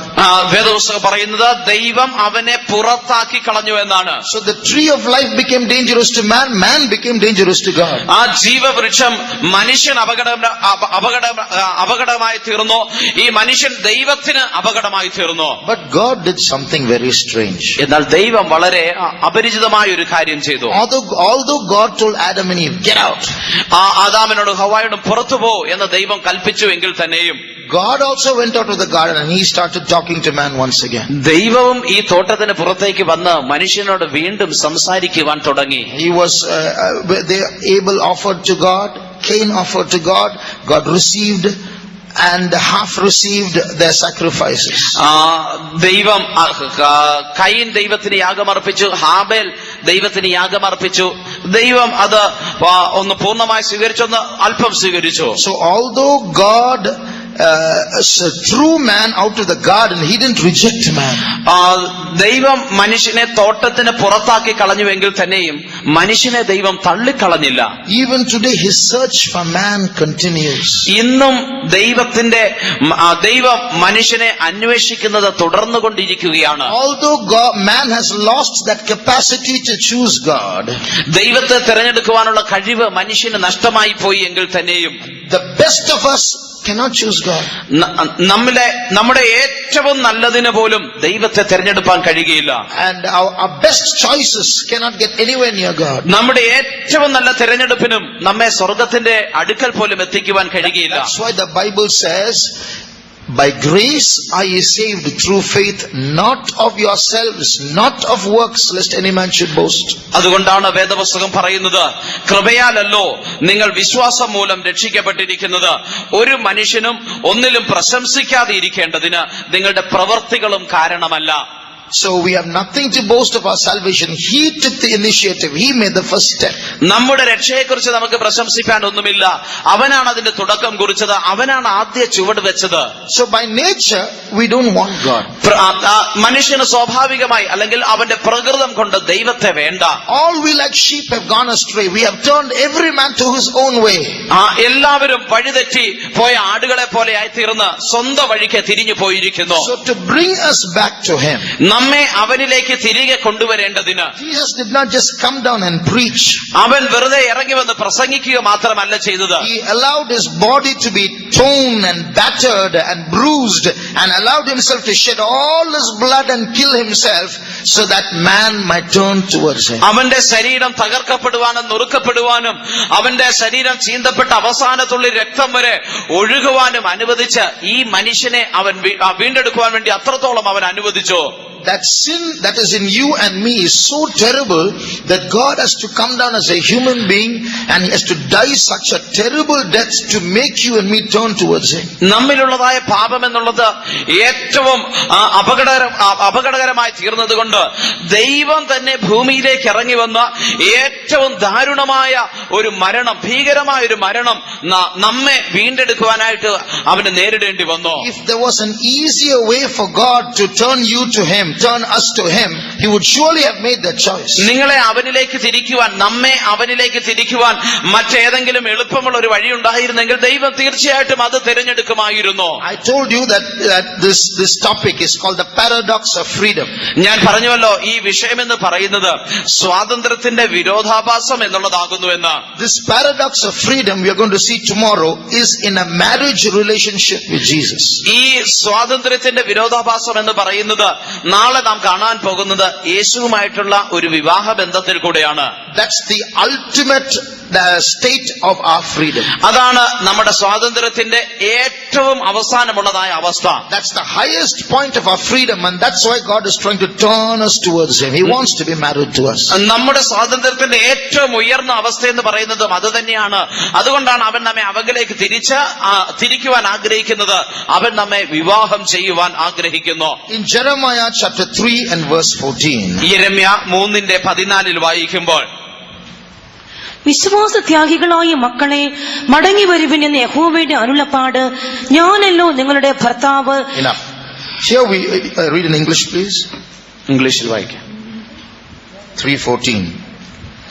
Turn, O backsliding children, saith the Lord, for I am married unto you. Enough. It's written, turn, O backsliding children. അവിടെ വിശ്വാസത്യാഗികളായ അല്ലെ പിന്മാറ്റക്കാരായ മക്കളെ തിരിഞ്ഞു വരുവിൻ എന്ന് പറയുന്നു. It's not written, turn ye backslidden children. It says backsliding children. അവിടെ English വായിക്കുമ്പോൾ പിന്മാറിപ്പോയവരെ തിരിഞ്ഞു വരിക എന്നല്ല, പിന്മാറിക്കൊണ്ടിരിക്കുന്നവരെ തിരിഞ്ഞു വരിക എന്നാണ് എഴുതിയിരിക്കുന്നത്. So it's not simply the current state, I'm backslidden, I've gone away. It's not that. Our nature itself is to backslide. അത് നമ്മുടെ ഇപ്പോഴത്തെ അവസ്ഥ, ഞാൻ പിന്മാറിപ്പോയിരിക്കുന്നു, പിന്മാറ്റക്കാരനാണ് എന്നുള്ള അവസ്ഥയല്ല, നമ്മുടെ പ്രകൃതം തന്നെ പിന്മാറിപ്പോകുവാനുള്ളതാണ്. One day, when I was serving in a particular faith home, ഞാൻ ഒരു പ്രത്യേക വിശ്വാസ വീട്ടിൽ ശുശ്രൂഷ ചെയ്തുകൊണ്ടിരിക്കുമ്പോൾ there was a family where one young boy had left the home and disappeared for 1 month. ഒരു കുടുംബം അവിടെ ഉണ്ടായിരുന്നു. അവരുടെ ഒരു യൗവനക്കാരനായ ആൺകുട്ടി മകൻ 1 മാസത്തേന് അവരിൽ നിന്ന് അപ്രത്യക്ഷമായി പോയി. Suddenly they found him on a roadside. He had lost his senses, and like the madmen on the streets, dirty clothes, disheveled hair and stinking body, he was lying on the streets. ഒരു ദിവസം അവർ അവനെ കണ്ടെത്തി. അവന്റെ രൂപമെല്ലാം മാറിയിരുന്നു. മുടിയെല്ലാം വളർന്ന് ഇങ്ങനെ കെട്ടുപിണഞ്ഞ് ദേഹമെല്ലാം നാറ്റം വമിച്ചുകൊണ്ട് അവന്റെ സ്വയബോധമൊക്കെ തിരിച്ചറിവെല്ലാം നഷ്ടപ്പെട്ട് അവൻ വഴിയരികെ കിടക്കുകയായിരുന്നു. So they brought him home, gave him a bath, changed his clothes, cut his hair, and then brought him to church. അവർ തന്നെ വീട്ടിൽ കൊണ്ടുവന്ന് കുളിപ്പിച്ച് വസ്ത്രമൊക്കെ മാറി മുടിയൊക്കെ വെട്ടിച്ച് വിശ്വാസ വീട്ടിലേക്ക് കൊണ്ടുവന്നു. We prayed for him. ഞങ്ങൾ അവന് വേണ്ടി പ്രാർത്ഥിച്ചു. After some time we asked what happened. ചില നാളുകൾക്ക് ശേഷം ചോദിച്ചു എന്ത് സംഭവിച്ചു. They said he's gone back again, he's again living in the streets. He's gone back, he's again living in the streets. അവൻ വീണ്ടും ഇറങ്ങിപ്പോയിട്ട് തെരുവിൽ വഴികളിൽ പോയി വീണ്ടും ജീവിക്കുകയാണ്. How many times can the parents bring him back and cut his hair and change his clothes? എത്ര പ്രാവശ്യം മാതാപിതാക്കൾ തന്നെ തിരികെ കൊണ്ടുവന്നിട്ട് മുടിയൊക്കെ വെട്ടിക്കൊടുത്ത് വസ്ത്രങ്ങളൊക്കെ മാറിക്കൊടുക്കും. Finally the parents themselves said, we can't do more than this, we're letting him go. അവസാനം മാതാപിതാക്കൾ തന്നെ പറഞ്ഞു ഞങ്ങൾക്ക് ഇതിൽ കൂടുതലൊന്നും ചെയ്യാൻ പറ്റത്തില്ല, അവൻ പോകട്ടെ. So that's the meaning of this word backsliding, not backslidden. Backslidden means once or twice. Backsliding means you bring them back, they'll go back. You bring them back, they'll go back. ഈ വാക്യത്തിന്റെ അർത്ഥം അതാണ്. പിന്മാറ്റക്കാർ എന്ന് പറഞ്ഞാൽ അത് പിന്മാറിപ്പോയി 1-2 പ്രാവശ്യം പോയി തിരിച്ചു വന്നു. എന്നാൽ പിന്മാറിക്കൊണ്ടിരിക്കുന്നവർ എന്ന് പറയുമ്പോൾ അത് അവരുടെ പ്രകൃതമാണ്. എത്ര പ്രാവശ്യം വന്നാലും പിന്നെയും പോകുവാൻ പിന്മാറിപ്പോകുന്നു. Look at the amazing love of God that he calls to that backsliding child and says, come back to me, I'm married unto you. അവിടെ ആ ദൈവത്തിന്റെ ആശ്ചര്യകരമായ സ്നേഹത്തെ കുറിച്ചൊന്ന് ചിന്തിച്ചു നോക്കുക. പിന്മാറിപ്പോയിക്കൊണ്ടിരിക്കുന്നവരെ ആ ദൈവം വിളിച്ചിട്ട് പറയുകയാണ് ഞാൻ നിങ്ങളുടെ ഭർത്താവാകുന്നു, ഞാൻ നിങ്ങളെ വിവാഹം കഴിച്ചിരിക്കുന്നു എന്ന്. God is love. ദൈവം സ്നേഹമാകുന്നു. See how much he loves even a person who is backsliding. ഒരു വ്യക്തി പിന്മാറിപ്പോയാലും ദൈവം എത്രത്തോളം അവനെ സ്നേഹിക്കുന്നു എന്ന് നോക്കുക. But he is saying come back to me so that person might change and start loving God as well. തിരികെ വരുവിൻ എന്ന് അവൻ പറയുമ്പോൾ ആ വ്യക്തി വീണ്ടും ദൈവത്തെ തിരിഞ്ഞ് സ്നേഹിക്കുവാൻ തുടങ്ങുന്നവനായി തീരണമെന്ന്. But every time we commit a sin, ഓരോ പ്രാവശ്യവും നാം ഒരു പാപം ചെയ്യുമ്പോൾ our hearts become hard against God. നമ്മുടെ ഹൃദയം ദൈവം വാകെ കഠിനമായി തീരുകയാണ്. Small sins can harden us. ചെറിയ പാപം പോലും നമ്മുടെ ഹൃദയത്തെ കഠിനപ്പെടുത്തുന്നു. Once a servant of God said, I'm going to leave the ministry. ഒരിക്കൽ ഒരു ശുശ്രൂഷകൻ പറഞ്ഞു ഞാൻ വേല വിട്ടു പോകുകയാണ്. So many servants of God, including the chief pastor, called him and said, why are you doing this? Don't do this. പല ശുശ്രൂഷകർ തന്നെ വിളിച്ചു, ചീഫ് പാസ്റ്റർ തന്നെ വിളിച്ച് സംസാരിച്ചു, എന്തുകൊണ്ടാണ് നിങ്ങൾ ഇങ്ങനെ ചെയ്യുന്നത്? ഒരിക്കലും ചെയ്യരുതേ. You know what his answer was? അവന്റെ ഉത്തരം എന്തായിരുന്നു എന്നറിയുമോ? No pastor, my heart is hard, I can't stay anymore. താൻ പറയുകയാണ്, ഇല്ല പാസ്റ്റർ, എന്റെ ഹൃദയം കഠിനപ്പെട്ടു പോയി, എനിക്കിനി നിൽക്കുവാൻ കഴിയുകയില്ല. So when the heart becomes hard by sin, after that God becomes like an enemy, like a stranger. All that love that he shows and says come back to me, our heart won't respond. We become insensitive to it. പാപം നിമിത്തം നമ്മുടെ ഹൃദയം കഠിനപ്പെട്ടു പോകുമ്പോൾ ദൈവം നമ്മുടെ ശത്രുവായി തീരുന്നു.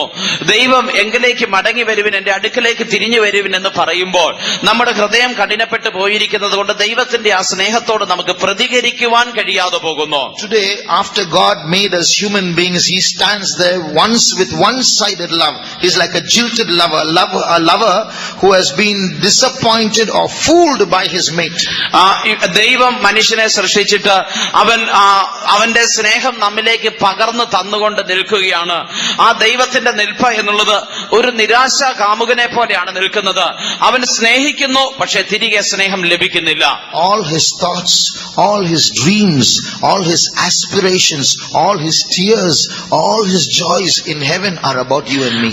അവന്റെ എല്ലാ സന്തോഷവും എല്ലാ ചിന്തകളും എല്ലാ ആഗ്രഹങ്ങളും എല്ലാ കണ്ണുനീരും എല്ലാ ഉദ്ദേശങ്ങളും സ്വർഗത്തിൽ എല്ലായ്പ്പോഴും നിങ്ങളെക്കുറിച്ചാകുന്നു. The whole of heaven is busy just for man. സ്വർഗം മുഴുവനും തിരക്കായിരിക്കുന്നത് മനുഷ്യർക്ക് വേണ്ടിയാണ്. this universe is made of millions and millions and millions of heavenly bodies. ഈ പ്രപഞ്ചം ഉണ്ടാക്കിയിരിക്കുന്നത്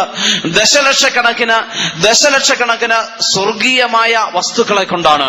They say to count all the stars in our Milky Way galaxy. ഈ ക്ഷീരപഥം എന്നുള്ളതായ നമ്മുടെ ഈ പ്രപഞ്ചത്തിൽ അല്ലെങ്കിൽ ഈ ഗാലക്സിയിലുള്ളതായ എല്ലാ നക്ഷത്രങ്ങളെയും നാം എണ്ണുവാൻ ശ്രമിക്കുകയാണെങ്കിൽ, that is, our solar system is in a group of stars called the Milky Way. It's a family. നാമും ഈ സൗരയൂഥവും എന്ന് പറയുന്നത് ഒരു വലിയ ആകാശഗംഗ അല്ലെങ്കിൽ ഒരു നക്ഷത്ര സമൂഹത്തിലാണ് ഉൾപ്പെട്ടിരിക്കുന്നത്. And the number of stars in that galaxy, if you count 1, 2, 3 per second, 1 star per second. നാം ഈ ഗാലക്സിയിൽ ഈ പ്രപഞ്ചത്തിലുള്ള നക്ഷത്രങ്ങൾ ഒരു സെക്കൻഡിൽ ഒരു നക്ഷത്രം എന്ന് വെച്ച് 1, 2, 3 എന്ന് നാം എണ്ണുകയാണെങ്കിൽ, to finish counting the stars in our galaxy will take 2500 years. നമ്മുടെ ഈ ആകാശഗംഗയിലുള്ള നക്ഷത്രങ്ങൾ എണ്ണി തീർക്കുവാൻ തന്നെ ഏകദേശം 2500 years. 2500 വർഷങ്ങൾ എടുക്കും. So many stars there are. അത്രത്തോളം നക്ഷത്രങ്ങൾ അവിടെയുണ്ട്. Only in one family. ആ ഒരു കുടുംബത്തിൽ മാത്രം. And there are billions of families. അങ്ങനെയുള്ള കോടിക്കണക്കിന് കുടുംബങ്ങളുണ്ട്. But all of heaven's focus is on the small dot called the planet Earth.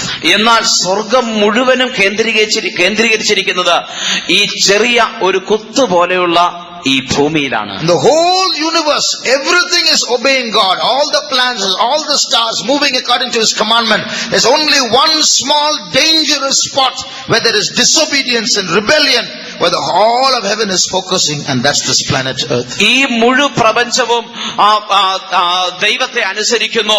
ദൈവം കൽപ്പിച്ചതുപോലെ തന്നെ അവ ചരിക്കുന്നു. പക്ഷേ ഇത് അനുസരിക്കാതെ ഇരിക്കുന്നത് ആ ചെറിയ ഒരു ബിന്ദു പോലെയുള്ള ഒരു കുത്തു പോലെയുള്ള ഈ സൗരയൂഥത്തിലുള്ള ഈ ഭൂമിയിലുള്ള മനുഷ്യൻ മാത്രമാണ്.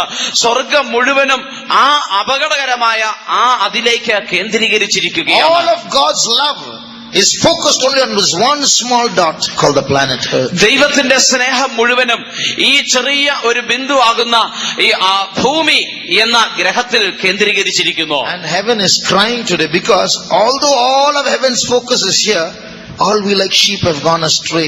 Even we who are here, can we really say that we love God? ഈ സ്വർഗം മുഴുവനും നമ്മെ നോക്കി കരയുകയാണ് ചെയ്യുന്നത്.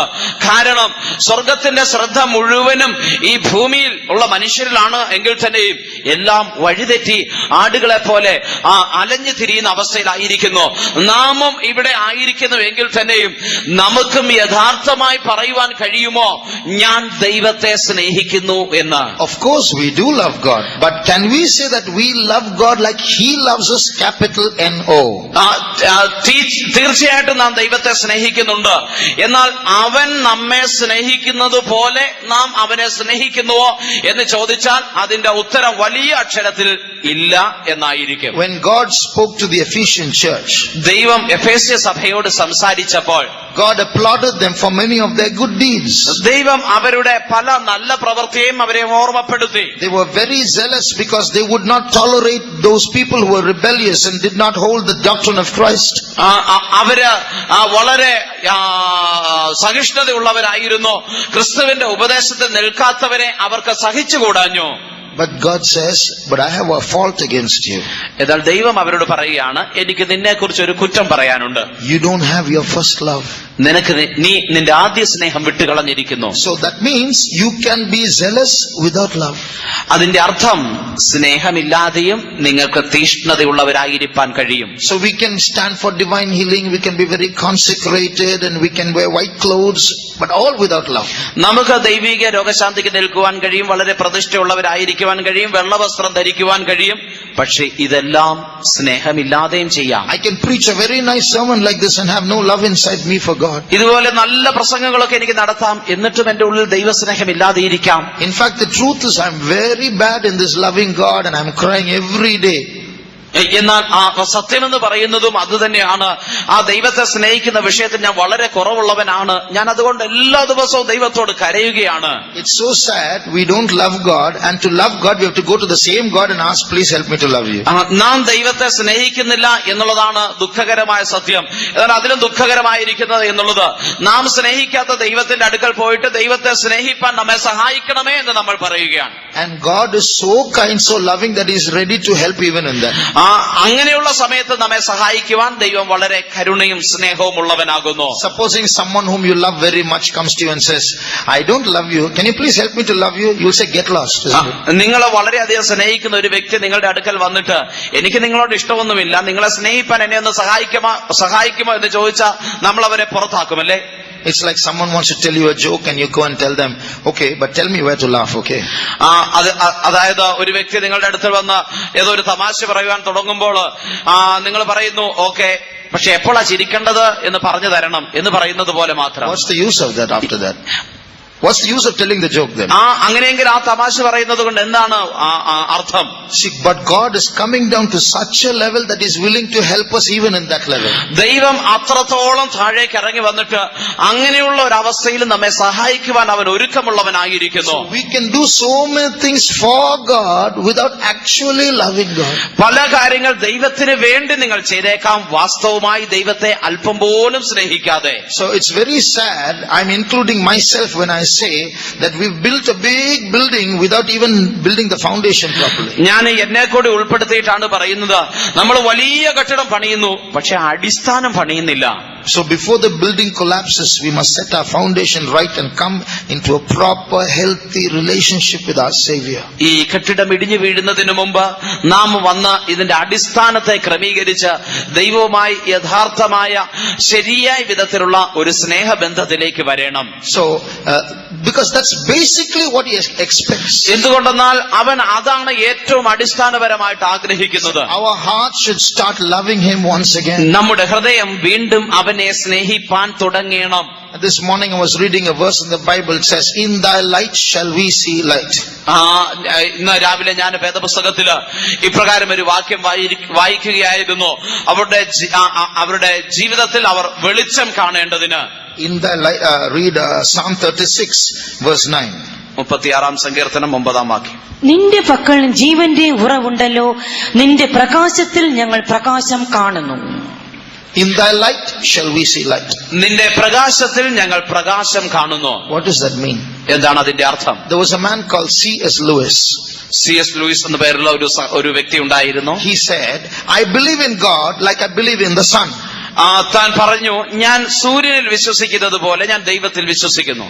Not because I can see the sun, എനിക്ക് ആ സൂര്യനെ കാണുവാൻ പറ്റുന്നത് കൊണ്ടല്ല, but because by the sun I can see everything else. ആ സൂര്യൻ നിമിത്തം എനിക്ക് എല്ലാം കാണുവാൻ സാധിക്കുന്നത് കൊണ്ട്, everything else, മറ്റെല്ലാം എനിക്ക് കാണുവാൻ കഴിയുന്നത് കൊണ്ട്. Same way I believe in Jesus not because I can or cannot see Him, but by Him I can see everything else. അതുപോലെ ഞാൻ യേശുവിൽ വിശ്വസിക്കുന്നു, കാരണം ഞാൻ അവനെ കാണുന്നത് കൊണ്ടല്ല, അവൻ നിമിത്തം ഞാൻ സകലതും കാണുന്നത് കൊണ്ട്. That means it's only when you come into a relationship with Jesus that you can see everything else in its true light. അതായത് നിങ്ങൾ യേശുവുമായി ഒരു യഥാർത്ഥ ബന്ധത്തിലേക്ക് വരുമ്പോൾ മാത്രമേ എല്ലാം ശരിയായ വെളിച്ചത്തിൽ നിങ്ങൾക്ക് കാണുവാൻ കഴിയുകയുള്ളൂ. If you detach yourself from Jesus, നിങ്ങൾ യേശുവിൽ നിന്ന് നിങ്ങളെ തന്നെ അടർത്തി മാറ്റിയാൽ, heaven will become a place in a fiction storybook, and this world which is going to go into the hands of the devil will become very bright and very real. സ്വർഗം എന്നുള്ളത് ഏതോ ഒരു കെട്ടുകഥ പോലെ നമുക്ക് തോന്നും. ഈ നശിച്ചു പോകുവാനുള്ള ഈ ലോകം നമുക്ക് വളരെ യാഥാർത്ഥ്യമായി തോന്നുവാനും ഇടയാകും. But when you enter into His light, then we can see light. That means the truth of things can be seen only through a relationship with Jesus. നാം അവന്റെ വെളിച്ചത്തിലേക്ക് പ്രവേശിക്കുമ്പോൾ നമുക്കെല്ലാം ശരിയായ വെളിച്ചത്തിൽ കാണുവാൻ കഴിയുന്നു. അതായത് സത്യത്തെ നമുക്ക് യേശുവുമായിട്ടുള്ള ബന്ധത്തിൽ കൂടി മാത്രമേ ശരിയായി കാണുവാൻ കഴിയുകയുള്ളൂ. So only when we come back to Him and start loving Him like we used to love Him before, will His heart be satisfied. നാം അവനിലേക്ക് തിരികെ വന്ന് ആദ്യം നാം അവനെ സ്നേഹിച്ചിരുന്നത് പോലെ വീണ്ടും അവനെ സ്നേഹിക്കുവാൻ തുടങ്ങുമ്പോൾ മാത്രമേ അവന്റെ ഹൃദയം തൃപ്തിപ്പെടുകയുള്ളൂ. That is the road to true freedom. അതാണ് യഥാർത്ഥ സ്വാതന്ത്ര്യത്തിലേക്കുള്ള വഴി. So, by nature, we have the tendency of going away from Him. നമ്മുടെ പ്രകൃതം എന്ന് പറയുന്നത് തന്നെ ദൈവത്തിൽ നിന്ന് അകന്നു പോകുന്നതാണ്. God's heart is broken today because there's nobody to love Him. We are the only ones, the few small group that can love Him, and we are also so quickly going away from Him. ദൈവത്തിന്റെ ഹൃദയം ഇന്ന് തകർന്നിരിക്കുകയാണ്. കാരണം അവനെ സ്നേഹിക്കുവാൻ ആരുമില്ല.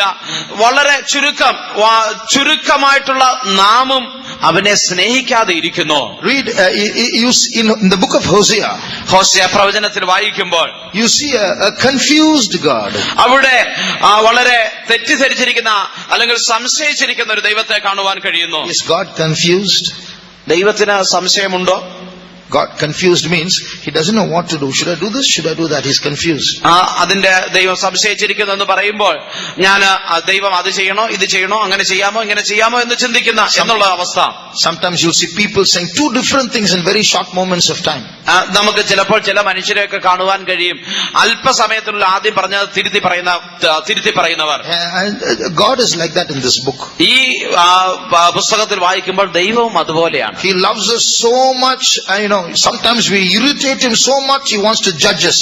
And suddenly He's so full of love for us and He says, okay, I'll spare you. ദൈവം നമ്മെ വളരെ സ്നേഹിക്കുന്നു. എന്നാൽ ചിലപ്പോഴൊക്കെ നാം വളരെയധികം അവനെ പ്രകോപിപ്പിക്കുന്നത് കൊണ്ട് അവൻ നമ്മെ ശിക്ഷിക്കുവാൻ ആഗ്രഹിക്കുന്നു. എന്നാൽ അടുത്ത നിമിഷം തന്നെ ദൈവം വീണ്ടും നമ്മെ വളരെ സ്നേഹിക്കുന്നു. If you read Hosea chapter 1 and verse 9. Hosea 1:9 വായിക്കുമ്പോൾ അപ്പോൾ യഹോവ അവന് ലോ അമ്മി എന്റെ ജനം അല്ല എന്ന് പേർ വിളിക്കാം, നിങ്ങൾ എന്റെ ജനമല്ല, ഞാൻ നിങ്ങൾക്ക് ദൈവം ആയിരിക്കുകയും ഇല്ല എന്ന് അരുളി ചെയ്തു. Then said God, call His name Lo-Ammi, for ye are not my people, and I will not be your God. You are not my people, I will not be your God. നിങ്ങൾ എന്റെ ജനമല്ല, ഞാൻ നിങ്ങളുടെ ദൈവവുമല്ല. Here you see that God is kind of fed up with them and says, I'm divorcing you. ഇവിടെ നാം വായിക്കുമ്പോൾ ദൈവം അവരെ കൊണ്ട് മടുത്തിട്ട് അവരോട് പറയുകയാണ്, ഞാൻ നിങ്ങളെ വിവാഹമോചനം ചെയ്യുന്നു എന്ന്. Read chapter 2 and verse 2. 2:2 വായിച്ചാട്ടെ. നിങ്ങളുടെ അമ്മയോട് വ്യവഹരിപ്പിൻ, അവൾ എന്റെ ഭാര്യയല്ല, ഞാൻ അവളുടെ ഭർത്താവുമല്ല. Plead with your mother, plead, for she is not my wife, neither I am her husband. Enough. So here you see God is so angry with His people. ഇവിടെ നാം വായിക്കുമ്പോൾ ദൈവം തന്റെ ജനത്തോട് വളരെ കോപിച്ചിരിക്കുന്നത് കാണുവാൻ കഴിയുന്നു. Read verse 23 chapter 2. 2-ാം അധ്യായം 23-ാം വാക്യം വായിക്കും. ഞാൻ അതിനെ എനിക്കായി ദേശത്ത് വിതയ്ക്കും, കരുണ ലഭിക്കാത്തവളോട് ഞാൻ കരുണ കാണിക്കും, എന്റെ ജനമല്ലാത്തതിനോട് നീ എന്റെ ജനം എന്ന് ഞാൻ പറയും, നീ എന്റെ ദൈവം എന്ന് അവരും പറയും. And I will sow her unto me in the earth, and I will have mercy upon her that had not obtained mercy. And I will say to them which were not my people, thou art my people, and they shall say, thou art my God. So here we see the opposite of what He said in chapter 1. He said, you're not my people. Then He says, no, I will say you're my people. ഇവിടെ നാം വായിക്കുമ്പോൾ 1-ാം അധ്യായത്തിൽ പറഞ്ഞതിന്റെ എതിരായിട്ടുള്ളതാണ് കാണുന്നത്. ആദ്യം അവൻ പറഞ്ഞു നിങ്ങൾ എന്റെ ജനമല്ല എന്ന്, ഇവിടെ പറയുന്നു എന്റെ ജനമാകുന്നു. In chapter 2 verse 2, she's not my wife, I am not her husband. 2:2 വായിക്കുമ്പോൾ അവൾ എന്റെ ഭാര്യയല്ല, ഞാൻ അവളുടെ ഭർത്താവുമല്ല. Now read verse 19. 19-ാം വാക്യം വായിച്ചാട്ടെ. ഞാൻ നിന്നെ സദാകാലത്തേക്കും എനിക്ക് വിവാഹത്തിന് നിശ്ചയിക്കും. Enough. And I will betroth thee unto me forever. See now what is it? Just the opposite. ഇപ്പോൾ ദൈവം എന്താണ് പറയുന്നത് നോക്കുക, നേർ വിപരീതം പറയുകയാണ്. This is the confused heart of God. ഇത് ദൈവത്തിന്റെ സംശയിക്കുന്ന വിധത്തിലുള്ള ഹൃദയമാണ്. He feels sorry for having loved us and invested so much upon us, and He wants to divorce us. After some time He feels sorry that He felt like that. നമ്മെ സ്നേഹിച്ചതിനെ കുറിച്ച് ദൈവം അനുതപിക്കുകയാണ്. നമ്മെ സ്നേഹിക്കുകയും നമുക്ക് വേണ്ടി ഇത്രയുമൊക്കെ ചെയ്യുകയും ചെയ്തതുകൊണ്ട് ദൈവം അനുതപിക്കുന്നു. എന്നാൽ ചില നിമിഷങ്ങൾക്കുള്ളിൽ തന്നെ അങ്ങനെ ചിന്തിച്ചതിനെ കുറിച്ച് ദൈവം വീണ്ടും അനുതപിക്കുന്നു. So that's how He is. If you read chapter 11, നാം അതിന്റെ 11-ാം അധ്യായം വായിച്ചാൽ and read verse 8, അതിന്റെ 8-ാം വാക്യം. എഫ്രൈമേ, ഞാൻ നിന്നെ എങ്ങനെ വിട്ടുകൊടുക്കും? ഇസ്രായേലെ, ഞാൻ നിന്നെ എങ്ങനെ ഏൽപ്പിച്ചു കൊടുക്കും? ഞാൻ നിന്നെ എങ്ങനെ ആത്മയെ പോലെ ആക്കും? ഞാൻ നിന്നെ എങ്ങനെ സെബോയീമിനെ പോലെ ആക്കി തീർക്കും? എന്റെ ഹൃദയം എന്റെ ഉള്ളിൽ മറിഞ്ഞുകൊള്ളുന്നു, എന്റെ അയ്യോഭാവം ഒക്കെയും ജ്വലിക്കുന്നു. Here it is written, my heart is turned within me, my repentings are kindled together. ഇവിടെ നാം വായിക്കുമ്പോൾ എന്റെ ഹൃദയം എന്റെ ഉള്ളിൽ മറിഞ്ഞുകൊള്ളുന്നു, എന്റെ അയ്യോഭാവം ജ്വലിക്കുന്നു എന്ന് പറയുകയാണ്. What is ayyobhavam? In English it says, my repentings, two repentings, both are appearing together. ഇംഗ്ലീഷിൽ വായിക്കുമ്പോൾ തന്റെ അനുതാപങ്ങൾ തന്റെ ഉള്ളിൽ ജ്വലിക്കുന്നു എന്നാണ് പറയുന്നത്. ആ രണ്ട് അനുതാപവും തന്റെ ഉള്ളിൽ ജ്വലിക്കുകയാണ്. In Tamil it says, in irudayam kulambugirathu, my heart is confused. ഹൃദയ തമിഴ് പറയുന്നത് തന്റെ ഹൃദയം സന്ദേഹത്തിലായിരിക്കുന്നു, സംശയത്തിലായിരിക്കുന്നു എന്ന്. In this two repentings is, one repenting is, I repent for having loved you, I repent for having come after you, I repent for having forgiven you, I have mercy on you, you're not my people. That's one repenting. രണ്ട് അനുതാപങ്ങൾ തന്റെ ഹൃദയത്തിലുണ്ട്. ഒന്നാമത്തെ എന്ന് പറയുന്നത്, ഞാൻ നിങ്ങളെ സ്നേഹിച്ചതുകൊണ്ട്, ഇത്രയും നന്മ ചെയ്തതുകൊണ്ട്, പാപത്തിൽ നിന്ന് വീണ്ടെടുത്തതുകൊണ്ട് അതിനെക്കുറിച്ച് ഞാൻ അനുതപിക്കുന്നു. The second repenting is, suddenly God feels so sad, looks at Ephraim and says, how can I give you up? How can I judge you? I'm sorry for having repented. I repent for having repented. രണ്ടാമത്തെ അനുതാപം എന്ന് പറയുന്നത്, ഞാൻ എങ്ങനെയാണ് നിങ്ങളെ വിട്ടുകൊടുക്കുന്നത്, എങ്ങനെയാണ് നിങ്ങളെ ഏൽപ്പിച്ചു കൊടുക്കുന്നത്? ആദ്യം അനുതപിച്ചതിനെ കുറിച്ച് ദൈവം ഇപ്പോൾ അനുതപിക്കുകയാണ്. What is this Adma and Zeboim? എന്താണ് ഇവിടെ ആത്മയെന്നും സെബോയിം എന്ന് പറയുന്നത്? They are the two cities that were destroyed with Sodom and Gomorrah. സൊദോമിനെയും ഗൊമോറയും പോലെ നശിപ്പിക്കപ്പെട്ട് പോയ രണ്ട് പട്ടണങ്ങളാണത്.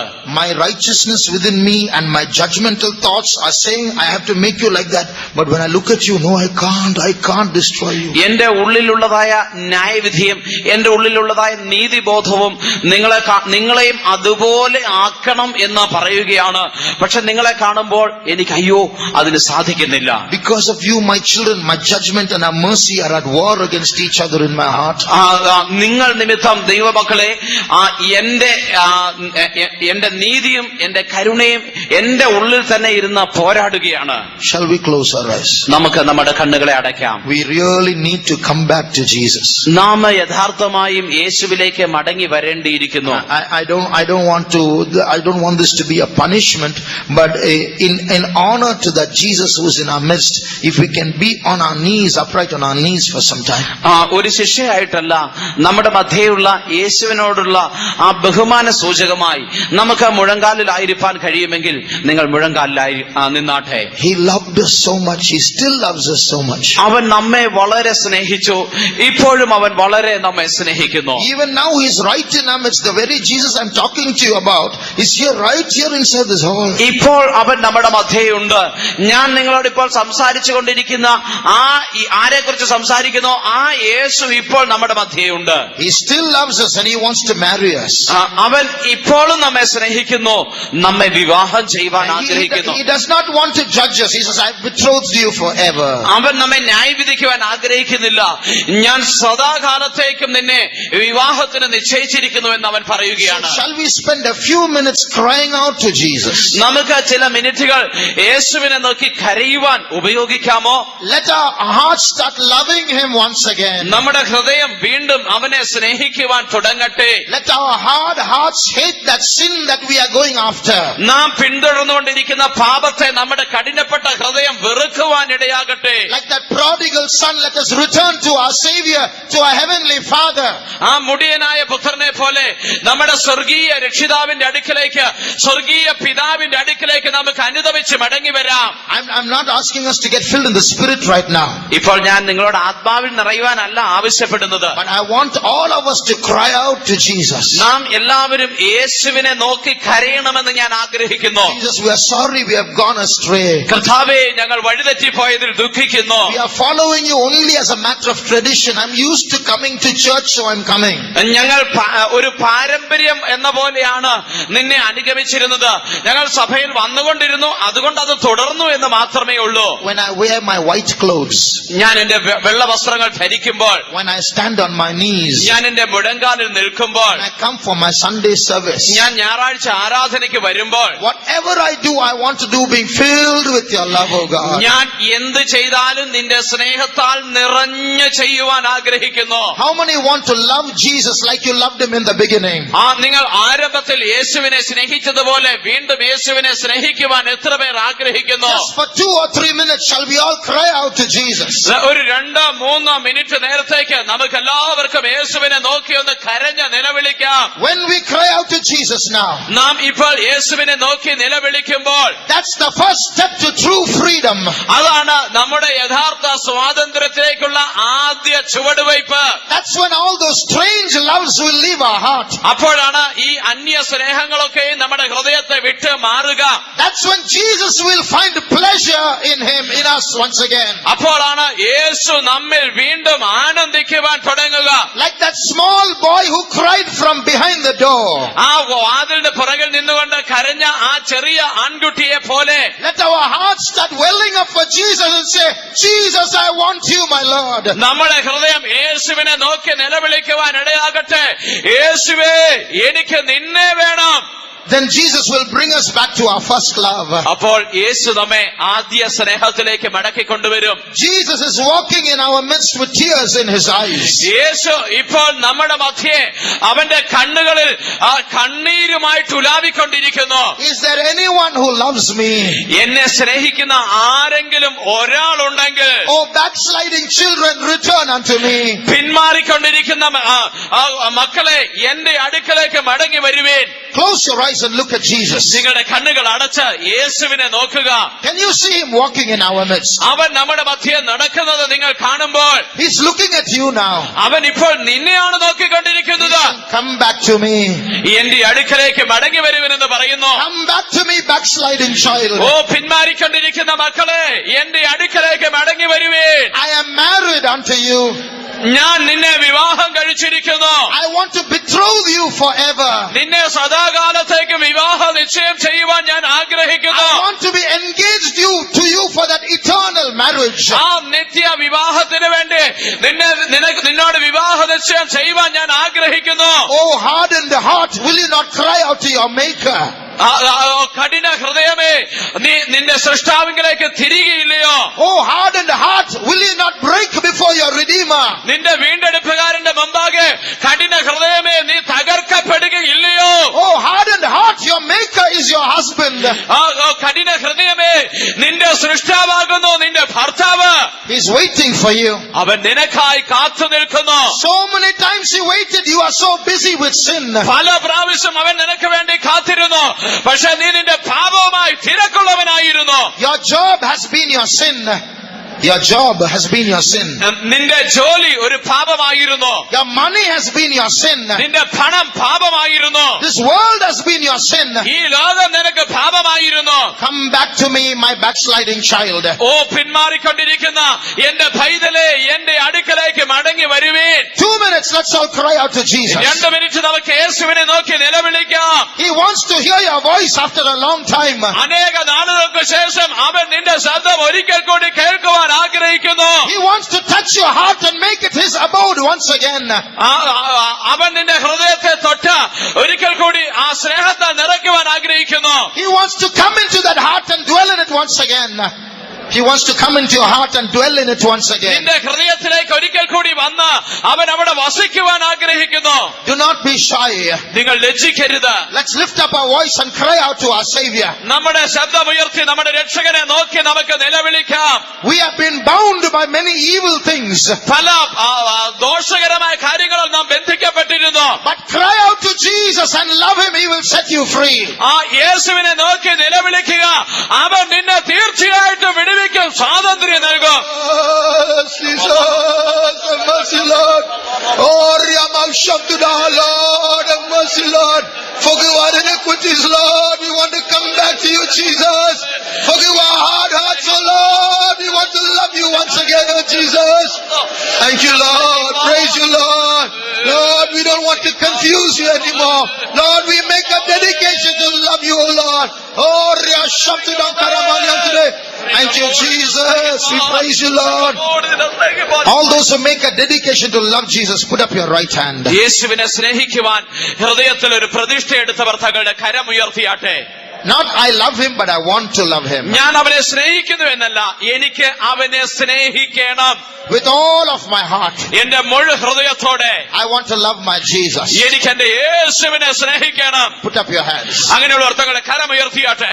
Through your hands an anointing is going to come down now. നിങ്ങളുടെ കരത്തിൽ കൂടി ഒരു അഭിഷേകം ഇപ്പോൾ ഇറങ്ങി വരുവാൻ പോകുന്നു. Through that anointing the love of God is going to be shed abroad in your hearts. ആ അഭിഷേകത്തിൽ കൂടി ദൈവത്തിന്റെ സ്നേഹം നിങ്ങളുടെ ഹൃദയങ്ങളിൽ പകരപ്പെടുവാൻ പോകുന്നു. Then those ropes that are binding your hand will be removed. അപ്പോൾ നിങ്ങളുടെ കരങ്ങളെ ബന്ധിച്ചുകൊണ്ടിരുന്ന കയറുകൾ അഴിയുവാനിടയാകും. A new rope called the love of God is going to bind you. ഒരു പുതിയ കയറ്, ദൈവ സ്നേഹം എന്ന ഒരു കയറ് നിങ്ങളെ കെട്ടുവാനിടയാകും. That anointing is coming down. അതെ, ആ അഭിഷേകം ഇറങ്ങി വന്നുകൊണ്ടിരിക്കുന്നു. Area